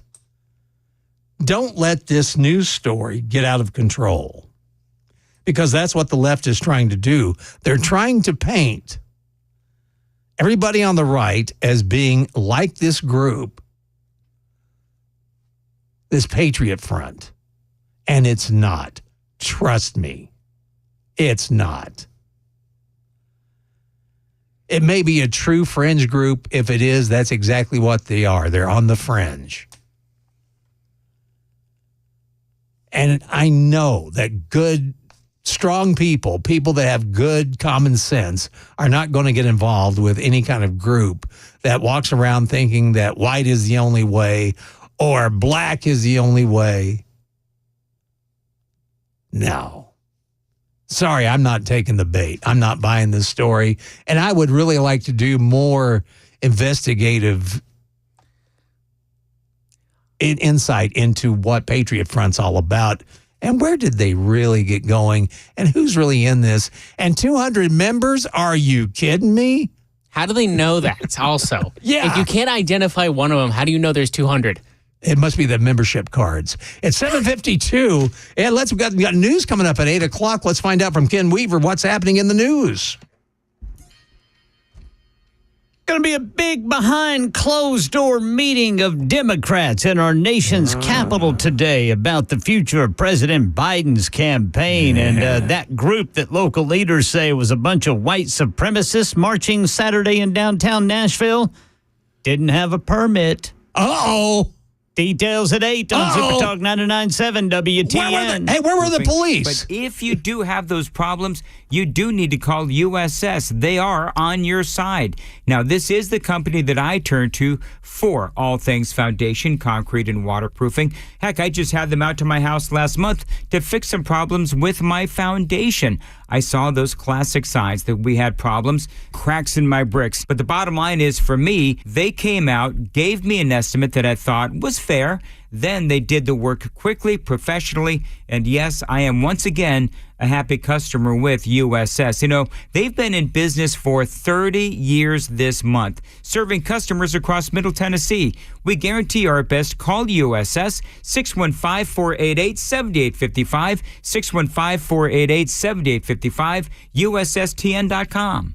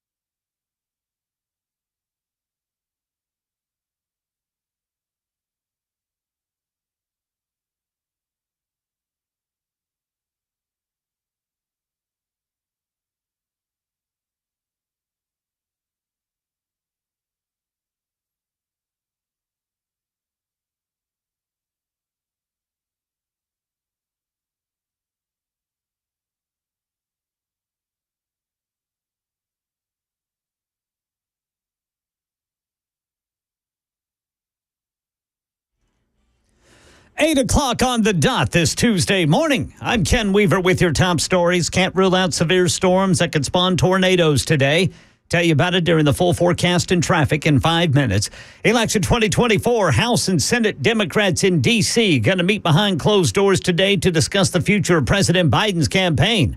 Left up to Congressman Adam Smith of Washington, it would be step aside. When you run for office, one of the things you have to guard against is thinking that it's all about you. But after Biden's virtual meeting with the Congressional Black Caucus last night, House Democratic leader Hakeem Jeffries emerged. I support President Joe Biden and the Democratic ticket. No Democratic senator has gone so far as to urge the president to step aside, but a few have said he needs to do more to make his case to the public.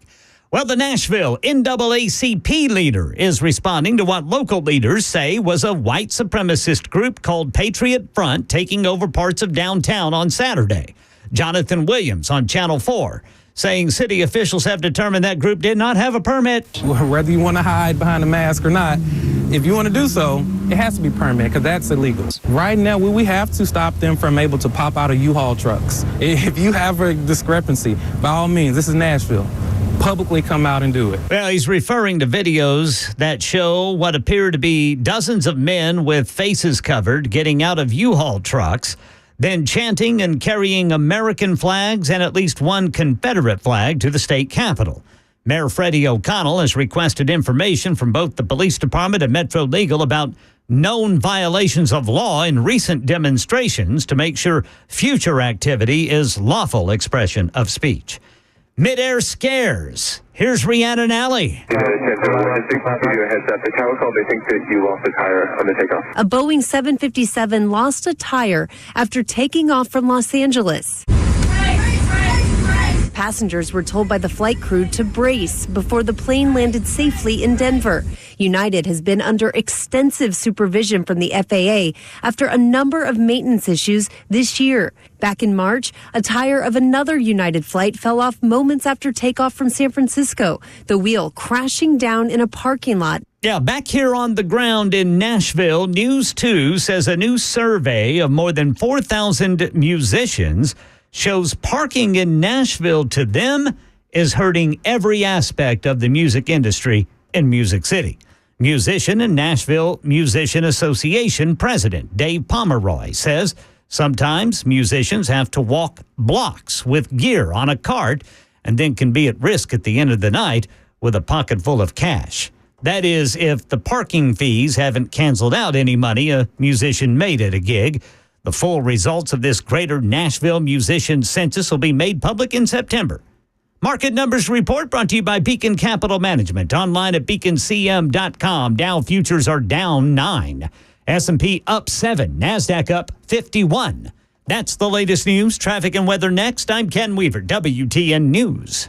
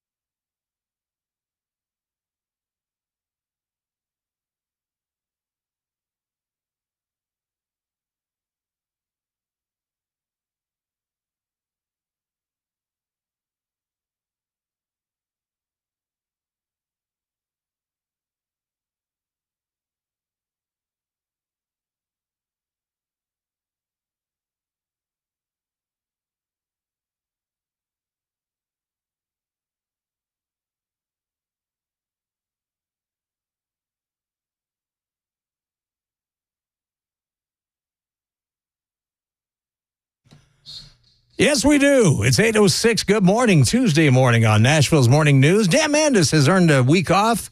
He will be back on Monday. Thank goodness he will. He's got Johnny B in for him, along with Ken Weaver in the newsroom, Jeff Malinoff in my usual spot on Nashville's Morning News, 615-737-9986.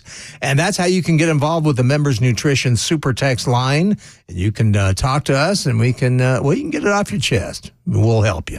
And then, of course, you can watch us on Super Talk TV. We're on the radio, and you never used to get to watch people on the radio, but now you can because of Super Talk TV. And how nice is that? Facebook Live, also Twitter, Twitch, and 997WTN.com. Don't forget, there are all kinds of apps that you can download where you can listen to 99.7 on your phone. No matter what you're doing during the day, you can keep it right here with us, which is nice to go. And plus, it's live and local all day long, coming up in just about an hour. In fact, he's going to join us for the Gang of Four Amigos. You have Chris Hand's show coming up at 9 a.m. 12 noon, it's Matt Murphy's show. And then for your ride home, it's The Drive with Brian Wilson, which I think this afternoon is being hosted by none other than Matt Murphy. So keep it right where you've got it. Super Talk 99.7 WTN. I know the calls are getting loud for Joe Biden to drop out of the race. We've got some audio here, Jeff. So anyway, yesterday on The View, Whoopi Goldberg decided to, flash her support for Joe Biden.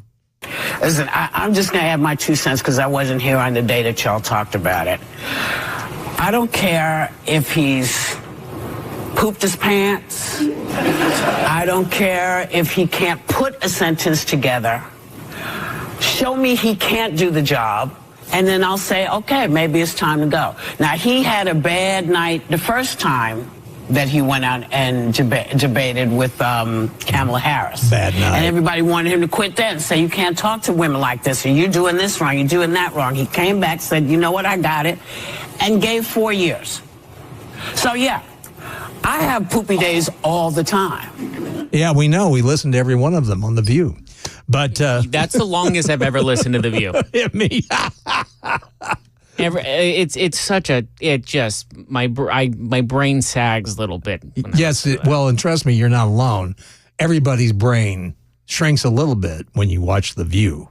So anyway, that was her take, Whoopi's take on Joe Biden, that she doesn't mind that he poops his pants or whatever. Well, she wasn't alone. There's somebody else came out and said that she was for Joe Biden, and that would be AOC. This is what she had to say. I've spoken to the president over the weekend.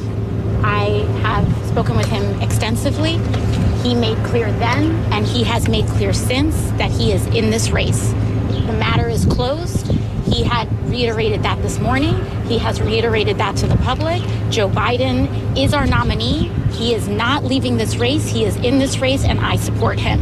Now, what I think is critically important right now is that we focus on what it takes to win in November. Yeah. Because he is running against Donald Trump, who is a man with 34 felony convictions that has committed 34 felony crimes, and not a single Republican has asked for Donald Trump to not be the nominee. I'm here to win on this democracy. I'm here to win in November. Oh, yeah. And what's critically important is what the president, I believe that the president needs to do, and I have communicated this, what the president and the White House should do in order to make sure that we win in November. I don't know if she's ever going to stop. Making sure that we pivot and working and increasingly commit to the issues that are critically important to working people across this country. Right. How are we going to expand Medicare? How are we going to expand Social Security? How are we going to provide relief to people's rent and mortgages? And if we can do that and continue our work on student loans, secure a ceasefire, and bring those dollars back into investing in public policy, then that's how we win in November. That's what I'm committed to, and that's what I want to make sure that we what did they say? God, it's like she ran a 40 in 4.4. That was fast. That was fast, and that was AOC. You know, the last time she did try to endorse someone super hard, he just lost in his primary. Yeah, he did, and that same's going to happen. You know, when you saw that, too, when she walked out to that crowd. Oh, it was over. Yeah, well, and two, she was trying so hard to match the enthusiasm that Trump had in the same district. Yeah. And she just couldn't pull it off. And he filled a stadium, and she filled half a park. Yeah, exactly. But anyway, those are some of the people that are sticking behind Joe Biden. Now, Donald Trump says that he doesn't believe Biden's going to drop out, and I don't either. I tend to think he's not going to. I'm kind of hoping he doesn't, because I think that he will be the easiest way for the Republicans to get in, and I hope Biden stays in. So I'm with Chris Hand on this one. Let's get behind Hunter Biden. You know, conservatives for Biden. That's what Joe, stay in the race, please. But on an MSNBC program that's a favorite of the Washington and New York liberal establishment, President Biden got a little testy. He blasted elites in the Democrat Party who are trying to force him out of the big 2024 race. He said some critics and media observers sympathetic to him aren't buying it. As he wrapped up the lengthy phone interview on Morning Joe, which you heard, of course, yesterday with Chris Hand. He said, I'm getting so frustrated by the elites. Now I'm not talking about you guys. You guys are okay. But he said it's the elites in the party who they know so much more. If any of these guys don't think I should run against me, go ahead. Announce for president. Challenge me at the convention. So the Democrat Party is in total disarray right now. This is the most interesting election that I have ever watched, and I don't know what's coming. I have a pretty good idea. I tend to think that it's going to be a landslide for Donald Trump from watching how the Democrats are acting. I have never seen a debate spiral like this before. I don't think there's ever been a debate, a presidential debate, at least in history, that has had this kind of snowball effect.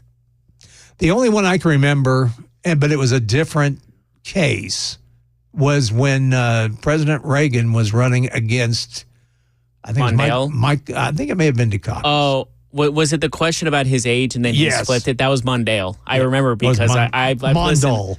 Yeah, and he was like, yes, I will not let my opponent's youth and inexperience be like attacked or something. And he literally won every single state except for Mondale's home state, which was Minnesota. Right. And I remember looking that up. He only lost that state by like 2,000 votes. Oh, yeah. So he could have been the first president to have a sweep, except for D.C., of course.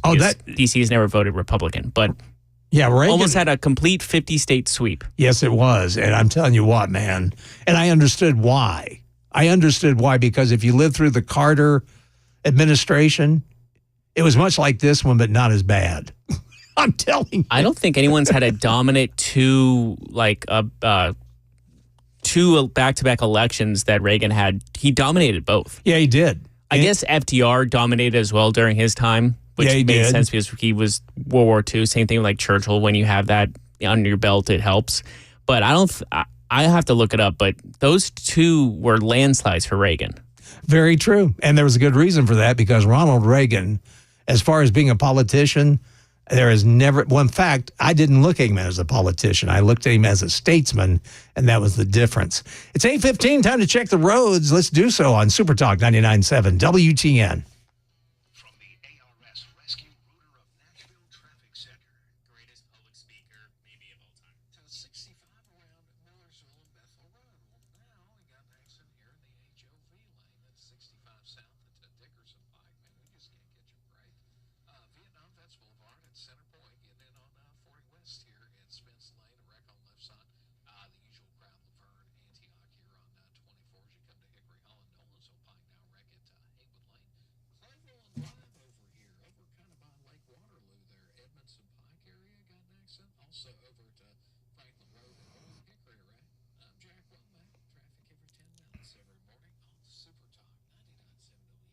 Thank you, Jack. Looks like we have rain. Scattered thunderstorms moving in. The remnants of a barrel is coming through Tennessee.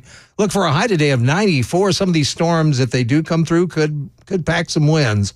So keep an eye to the sky and keep an ear to 99.7 WTN for all the latest. And then tomorrow's going to be beautiful, much nicer.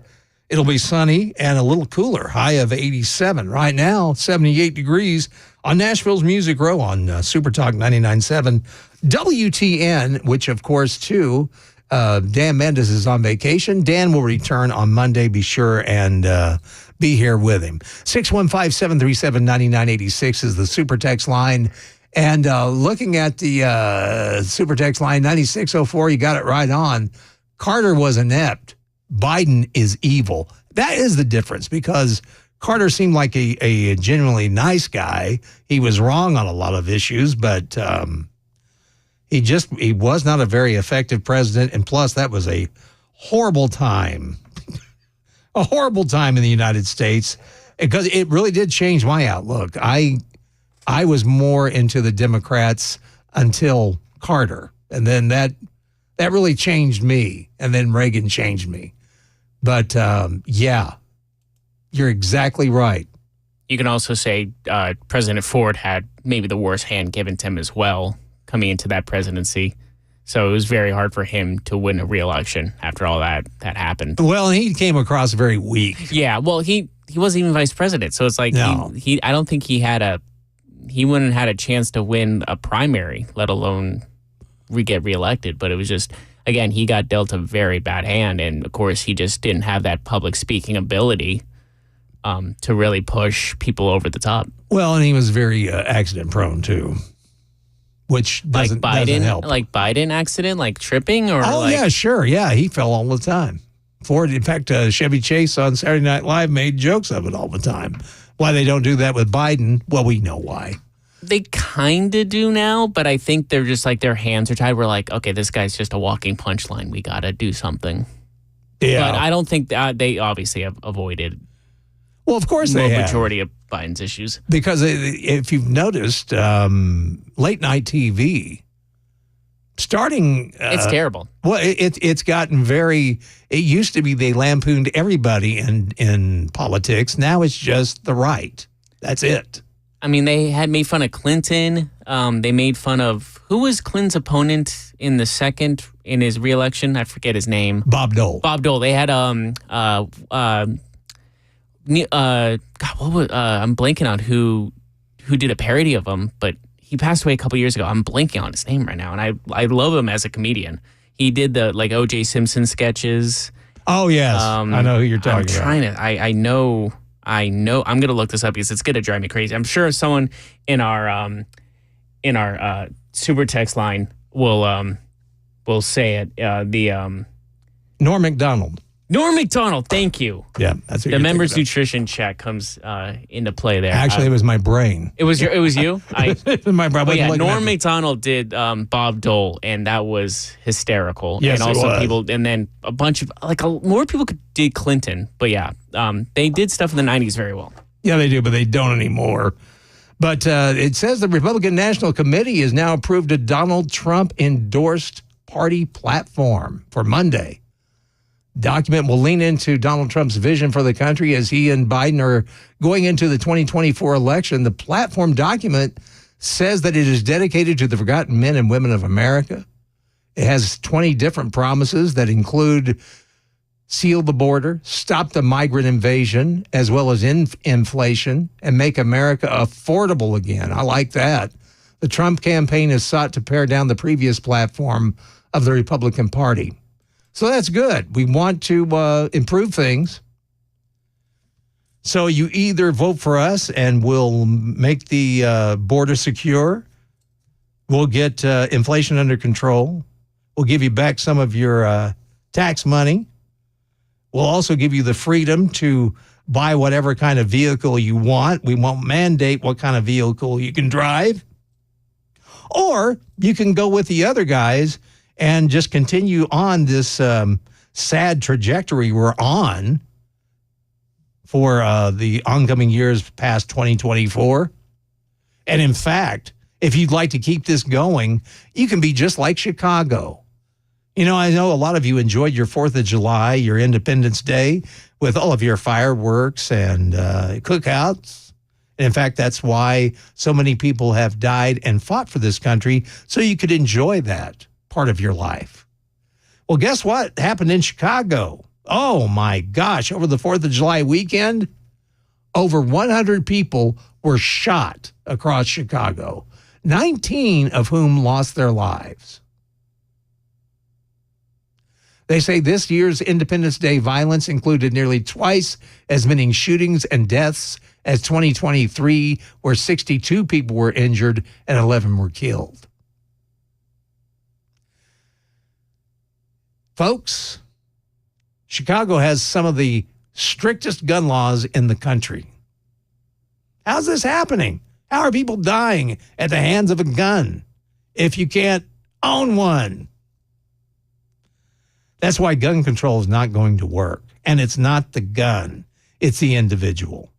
So either you want prosperity and you want to crawl out of this quagmire we're in, or you either want to vote for the guy that's already there, who can't remember what day it is, who has led us down a path of horrible economic times, gasoline through the roof, rent, house payments through the roof, everything going up in price.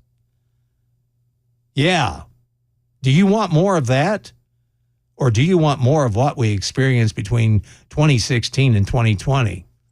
I'll take the latter. It's 8:22. We got news coming up with Ken Weaver. Ken, what's coming up at the bottom of the hour? Democrats in the House and Senate to huddle behind closed doors about President Biden's future, or rather his campaign and its future, I should say. Another midair scare is under investigation by the FAA. And a new survey says parking in Nashville is hurting every aspect of the music industry. That's coming up at 8:30 on Super Talk 99.7 WTN. Make selling your home a breeze this summer with my friends at Mark Spain Real Estate. You know, they are the #1 most reviewed real estate company in America. They've got over 11,000 5-star reviews. And friends, it's all about the guaranteed offer. They're going to sell your home fast and for maximum profit without all the hassle. It is, as I like to say, hassle-free selling with that guaranteed offer from Mark Spain Real Estate.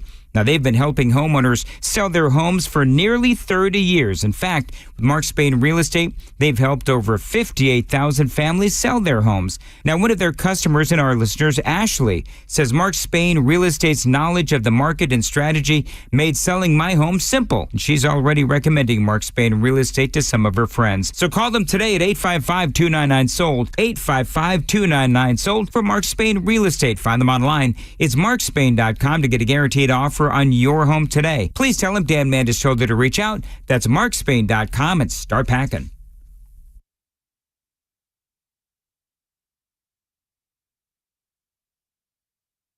The guaranteed offer is the easiest way to sell your home.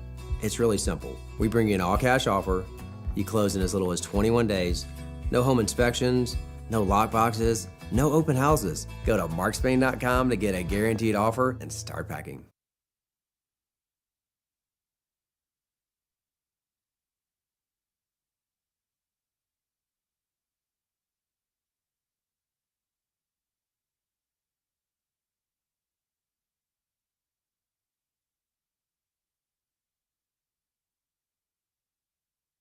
Hey, what's up, guys? This is Matt Murphy for Members Nutrition. I want to tell you about the Members Nutrition difference, and I want to encourage you to go over to the Members Nutrition website. Number one, they believe at Members Nutrition that they can sell vitamins and supplements at a lower cost point, and they're doing it every single day at membersnutrition.com. Number two, they want to make these products right here in the United States of America, not from some overseas company, and they do that every single day. I encourage you to go to membersnutrition.com. You'll get 50% off your purchase price at checkout. You don't have to put in any codes. Just go to membersnutrition.com. Once again, membersnutrition.com.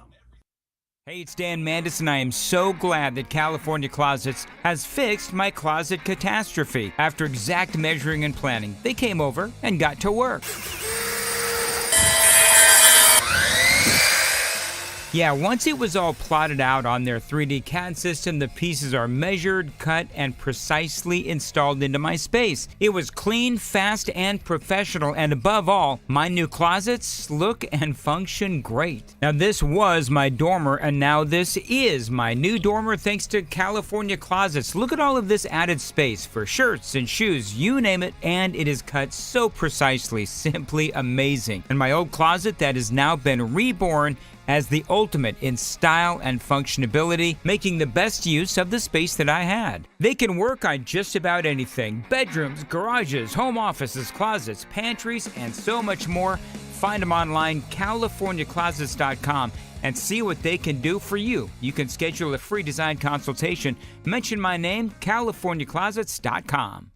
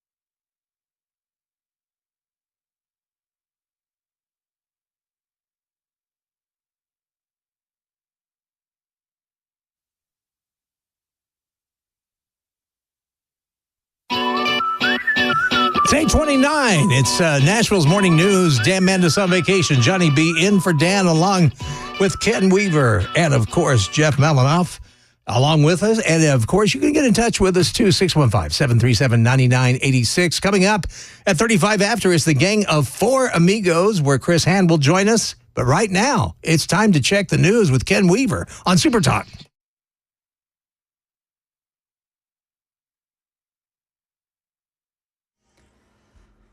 8:30 on the dot. I'm Ken Weaver with your top stories. Can't rule out strongs to severe storms today. Can't even rule out tornadoes. Tell you about it during the full forecast and traffic in 5 minutes.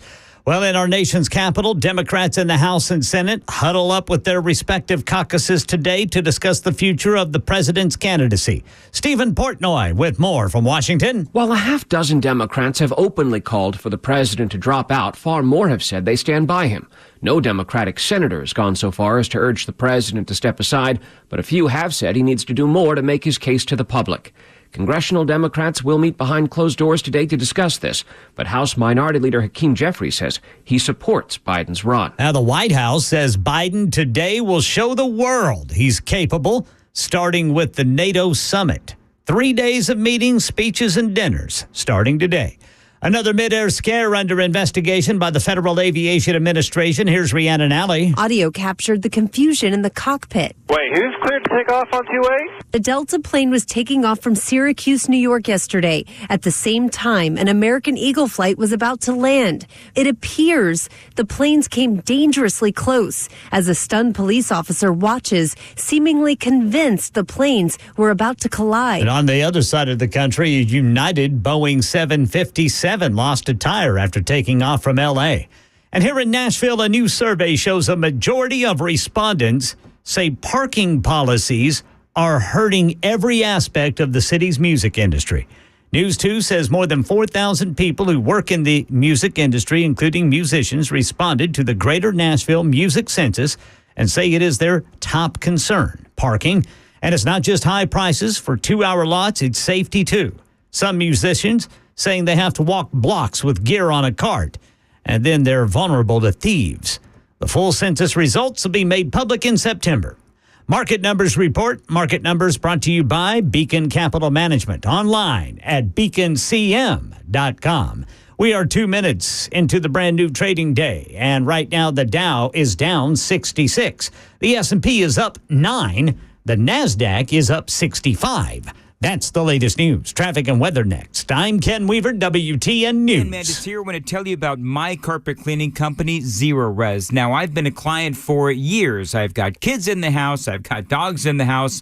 Clean carpets are really important to us, and Zero Res makes it happen. Now, you know that Zero Res, they do clean with powered water. No soap, no residue, no harsh chemicals. That leaves me with soft, fluffy carpets that are going to stay clean longer. And they've got a great deal going on for listeners to my show. 3 rooms of carpets cleaned for only $99, and they're going to give you $100 off of air duct cleaning using promo code FRESH100. You know, Zero Res is rated the #1 cleaning system by an independent testing lab, and I can tell you that Zero Res is #1 in my house. Now, don't forget that great deal. 3 rooms of carpets cleaned for only $99 and $100 off of air duct cleaning using promo code FRESH100. Call them at 615-535-9376. Book online at ZeroResNashville.com. Tell them Dan Mandis told you to reach out.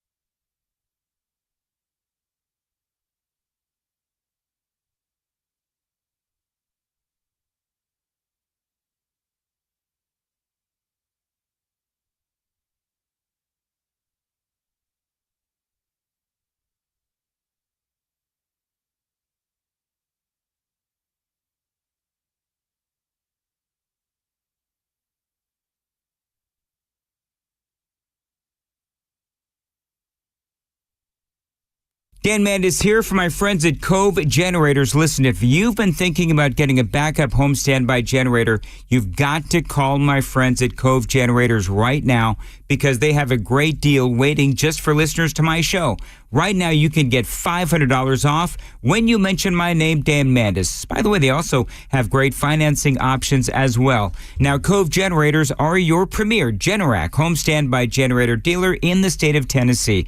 They're also really helpful. My buddy Generator Dave, he is going to answer whatever questions you may have before, during, and after the purchase as well. Now, remember that great deal, $500 off when you mention my name, Dan Mandis. That is a deal you're not going to find anywhere else but at Cove Generators. So call them. That phone number is 931-559-3311. 931-559-3311. CoveGenerators.com. Call them, get that home standby generator, and never lose power again. 931-559-3311. CoveGenerators.com.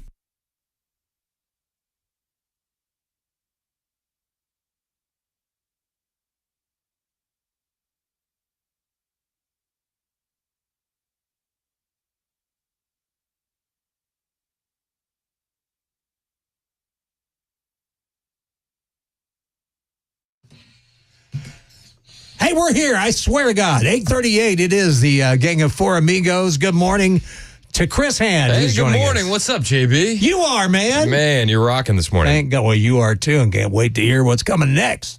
Also, in my spot, yes, indeed, is Jeff. Yes, it is. How you doing, brother? I like it here. It's cozy.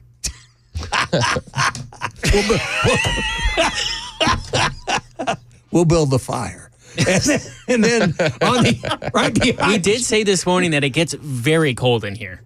Yeah, it does sometimes. I tend to get hot in that room. Well, But at then- the beginning. But then I'm hot all the time. Oh. But anyway, there's Ken Weaver in the newsroom. How you doing, brother Ken? Good morning. Good morning, boys. Yes. Well, since we're in such a great mood, I want to play this because number one, I just love Peter Ducey. But this is, I guess Joe Biden's getting ready to have a big conference, a big press conference. And this is, well, I like the way that Peter Ducey talked about it. And I need some audio there. Thank you. White House officials are saying President Biden is going to host a press conference on Thursday afternoon. Yeah. All that they'll tell us is that it's going to be more than the traditional 2 questions when foreign leaders are in town. They are describing it at the White House as a big boy press conference. Honestly. A big boy press conference. I heard Kirby say this yesterday and Karine Jean-Pierre say this yesterday. I'm thinking, that's your talking points? It's a big boy. They can't even trademark Big Boy because I'm pretty sure that's a chain or a burger or something. But it makes no sense. You were just saying, Karine Jean-Pierre just said last week that he's done over 500 gaggles this year and 40 interviews. Yes. So why would you make a big deal out of this being a big boy press conference? Yes. He's not going to have notes? No, of course he's going to have notes. It's going to be... And pictures. And I'm here for it. Conservatives for Biden. Yeah, that's what I was talking about this morning. It's getting pushed pretty hard. If you Let's hope that he knocks this out of the park. I think we should. I think we should start a Conservatives for Biden. But all we have to do is get to July 21st, and then we can get back to hating him. Because July 21st is the virtual nomination process that the DNC is holding. Oh, yeah. For Joe Biden. That's the line in the sand. Yeah. We just need to support him over that line. I can do that. We can do that. I can commit myself to We're looking at 12 days. When's the next debate? Is it after that?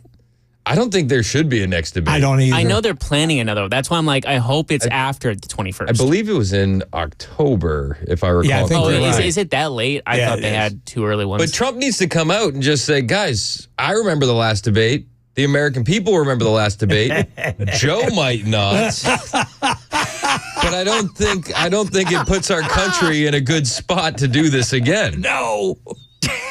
No, it doesn't. I think I'll remember that debate forever. That's all he has to say. Yes. I'm doing a service to the country by not doing that again. Yes, he is. It's the truth. And he would be. Honestly. Big boy press conference. I'm still in shock that he thinks he has a 6 handicap. That's absurd. So is Trump. So I sat here during the debate because we put it on the air, and I just remember stopping everything I did. I'm like, stop. After they talked about the golf, I'm like, I need to see these two on the golf course. There's no way. Trump might be a 10, 12 handicap, I would guess. There's no way Biden's a 6. Well, he said no way in the world. But if you listen to that clip, he also said that was 10 years ago when he was VP. Did he say? He mumbled half of it, so I probably missed that. But well, according to Dr. Jills, he's actually a 2. But anyway, that's her. Well, stop screaming questions at Dr. Jill. Yes, stop screaming at me. Hey, Missy. Yeah. Who is probably who is our de facto president at the moment? I think it's Hunter. I think Hunter is the man. We'd get all of our debts paid back. Hey, I need that money you owe me. I need that money. Yeah, we sure would. And at least he wouldn't fall asleep. No. I am now convinced we live in a parallel universe. I don't think this is real life. I still believe we're in the Matrix now. I believe that conspiracy theory about the Matrix. I think we're in the Matrix now. There's no way this is real life. Do you believe in simulation theory? I honestly, I didn't until that debate happened. Until that debate happened, I'm like, this isn't real life. You're going on record as pro simulation theory. I am not pro simulation, but if it is real, I'd be like, this makes more sense. All right, well, I feel like you're backtracking now. I'm back. I'm not saying. All I'm saying is, tell us. This We're doesn't waiting. feel We're waiting real. to hear it. I'm not. I don't think we live in a simulation, but I wish we did because this can't be real life. So now you're still pro simulation theory. I would be for it if this isn't real life. Like this,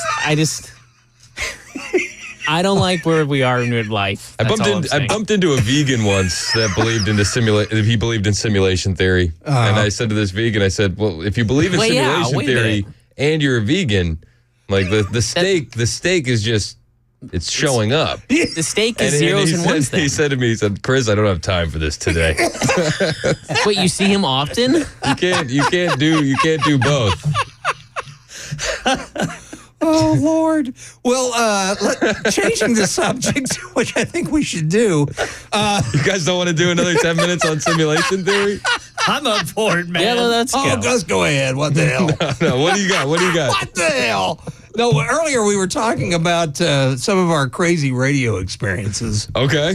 And I know you've got to have some. Yes. I know that right across from me sits a broadcaster that's got a wealth of crazy stories. One time in hip-hop radio, do you remember Chris Brown? Yes. Yeah. I almost got into a fist fight with him because I told him that he didn't have any hit records. Oh, my God. Dude, you are my new hero. He came into my studio. This is after the Rihanna thing happened. Right. He's trying to rebuild his career. And he came into my studio and he said, I was working for this station called Q94 at the time. He goes, Q94, y'all don't play my ish. And he said the real thing. And I said, well, no, we're your hometown station. Historically, we've played your songs more than any other top 40 in the country. Like, it's just not true. He said, well, my new one's rocking. And I said, he's like, you don't play that. I said, well, what number's it at? and he said, what? And I had a little inside baseball. There's a program called Media Base that tracks airplay. So like it'll tell you how many spins a song has and where it ranks in America. So I had this on like a swivel computer that could spin around to show the guests. So I spun that thing around and I said, what number's it at, Chris? And he stormed out of the studio after threatening me with the Bloods. Oh, wow. Oh, you got the Bloods. Oh, man. Yeah. Gonna sick the Bloods on you. He was going to sick the Bloods on me. See, that's what kills me about the rap music community.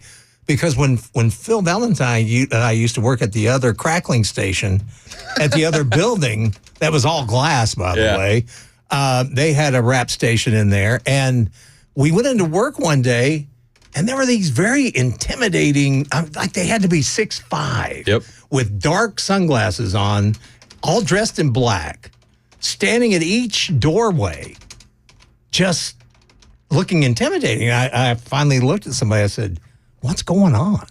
And they said, there's a rap group that's visiting the station, which I think was called The Beat. Oh. And I've got another funny story with that. But anyway, I said, well, what's the deal? They said, well, there's a hit out on them from another rival rap gang. They said they've been telling them they're going to shoot them. And I said, oh, great. So we may see a bullet fly through here today. Honestly. Yeah. So I thought, boy, music radio sure has gotten a lot more dangerous. Chuck D and Flavor Flav, man, they had the S1Ws. I mean, there wasn't anybody getting to them or Terminator X. No. They'd have to go through the S1Ws. 100%. Freaking love them. Public Enemy, man.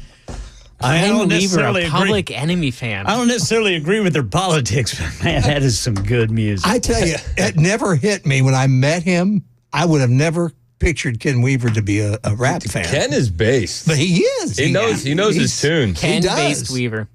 In fact, I would like to make a rap song with Ken Weaver. I think that'd be great. I'm not doing that, man. Why not? I'm not good at it. But you might be. I don't have that flow. What would the lyrics be? What would the song be about? I'm not even going to entertain it. Probably shouldn't do that on the air. Simulation theory. Oh, look who's on CNN. Adam Schiff. Oh, well, of course. Yeah, old Bug Eyes himself. All right. So what's happening with the Chris Ann show today? Well, we're gonna cover the Karine Jean-Pierre press conference. She never ceases to amaze me how she treats the press corps like children. Quite literally speaks to them the way that I speak to my kids when they're misbehaving.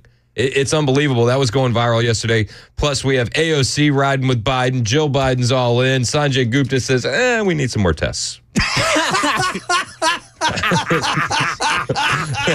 all that and more. Even Dr. Gupta. Even Gupta's falling off the Biden train. Wow. Oh my gosh! I know it's bad when Meathead does, but Gupta. Well, I saw something this morning. Apparently, and I'm sorry I don't have the sound of it, but apparently Jake Tapper was reading from Biden's statements on Morning Joe yesterday. Yep. Reading your I have that audio. I'll play it after 9. Awesome. Inject it in my veins. I'm telling you, dude, Tapper is pissed off. He's pissed off because he looks dumb. Yes. They have all had their fragile egos bruised. They've been covering for this man for 3.5 years, and now they look as dumb as we've been telling them they are. And they don't know how to handle it. He's on. I mean, he is lit up. The phone call was even more cringe. On MSNBC? Yeah, the one we did with Joe. And I'm just like, I think they even asked him, like, did you take a Parkinson's test or something like that? And he goes, I did a COVID test. I'm good. It's like, wait, what? What'd you say? Yeah, plus the Parkinson's experts that is coming to the White House visited 8 times. Yeah, and they don't do that just to, we just want them check. Oh, no. And Karine Jean-Pierre's excuse is just an all-timer. Oh, it is. Oh, it is. That's got to be the worst job, to be Joe Biden's press secretary. Is that the number one worst job? It is right now. Yeah, it's got to be. It is right now. Because you have to correct everything he says. Well, what does she do after this? Oh, no, she gets just like Jen Psaki. She gets this show on MSNBC. No. I don't think she can carry a show like She Psaki. couldn't carry it. No. She's going to get a job somewhere. Maybe a CNN analyst like Adam King. Remember Adam Kinzinger got one too. I wouldn't hire her at Bargain Hunt. Yeah, see, I mean, and the thing about her, I wouldn't hire Jen is Psaki either. I wouldn't. Yeah, but Jen Psaki actually was a good press secretary for the White House. After she got in there a while, when she first got in there, she was Mrs. Circleback at one point. She's not good at it. No, in fact, at times, and I hate to say this, but I feel for her because she's in way over her head. Yes. And she knows it. She's aware of it. She knows. Yep. Well, that was on full display, and what Brother Chris is going to play for us today, I mean, it's going to show it because, I mean, she was getting frazzled yesterday. Oh, I mean, she didn't even call on Peter Ducey because the rest of the press corps was getting her so hard. I think, honestly, the press... I'm just going to skip over you today, Deuce. I can't do the Deuce. He was probably smirking. He was probably smirking in the corner going, yeah. His arm was getting tired. Yeah. He's just waving his arm. He's like... But like you see, like that. way. That clip You is know, like bad. the kids in grade school, you start holding it up with the other this. arm You because mean it's this? getting tired. This is the way you did it. Yeah. All the way straight up, holding the elbow, and just hoping for the best. She passed on the deuce yesterday. Yeah, she did. Well, it's probably smart. That was probably the smartest decision of her career, was passing on the deuce yesterday. I love Peter Ducey. He's a national I treasure. really do. He is that. Yep. And thank God we have him. He's one of the only journalists out there. Honestly. So we'll cover that press conference and more. And I got the Jake Tapper audio as well. We got a lot of good stuff coming up today. Well, we're looking forward to it, and I'll get out of the way so you can get in here. You've got Chris up next. It's Matt Murphy's show at straight up 12 noon. At 3 o'clock, it's The Drive. I do believe Matt Murphy's sitting in on that show. That'll be a lot of fun. Don't go anywhere. Keep it right here. Super Talk 99.7 WTN. What's up with the news, Ken Weaver? Well, you're going to hear from a battleground state's governor who says she is fired up about the Biden campaign. Coming up at 9 on Super Talk 99.7 WTN. Hey, it's Dan Mandis. How would you like to be able to pay off your car loan, your credit card debt? No personal loans, nothing. My friends at Loan Pronto can make that happen with an Equity Express line of credit. Now, you can tap into that equity in your home today and save you money on those high-interest loans. Yes, homeowners are turning that home equity into cash these days almost instantly with Loan Pronto's AI-based system. It only takes about 10 minutes, and yes, it is really easy as well. There's no documentation, no appraisal, and no hassle.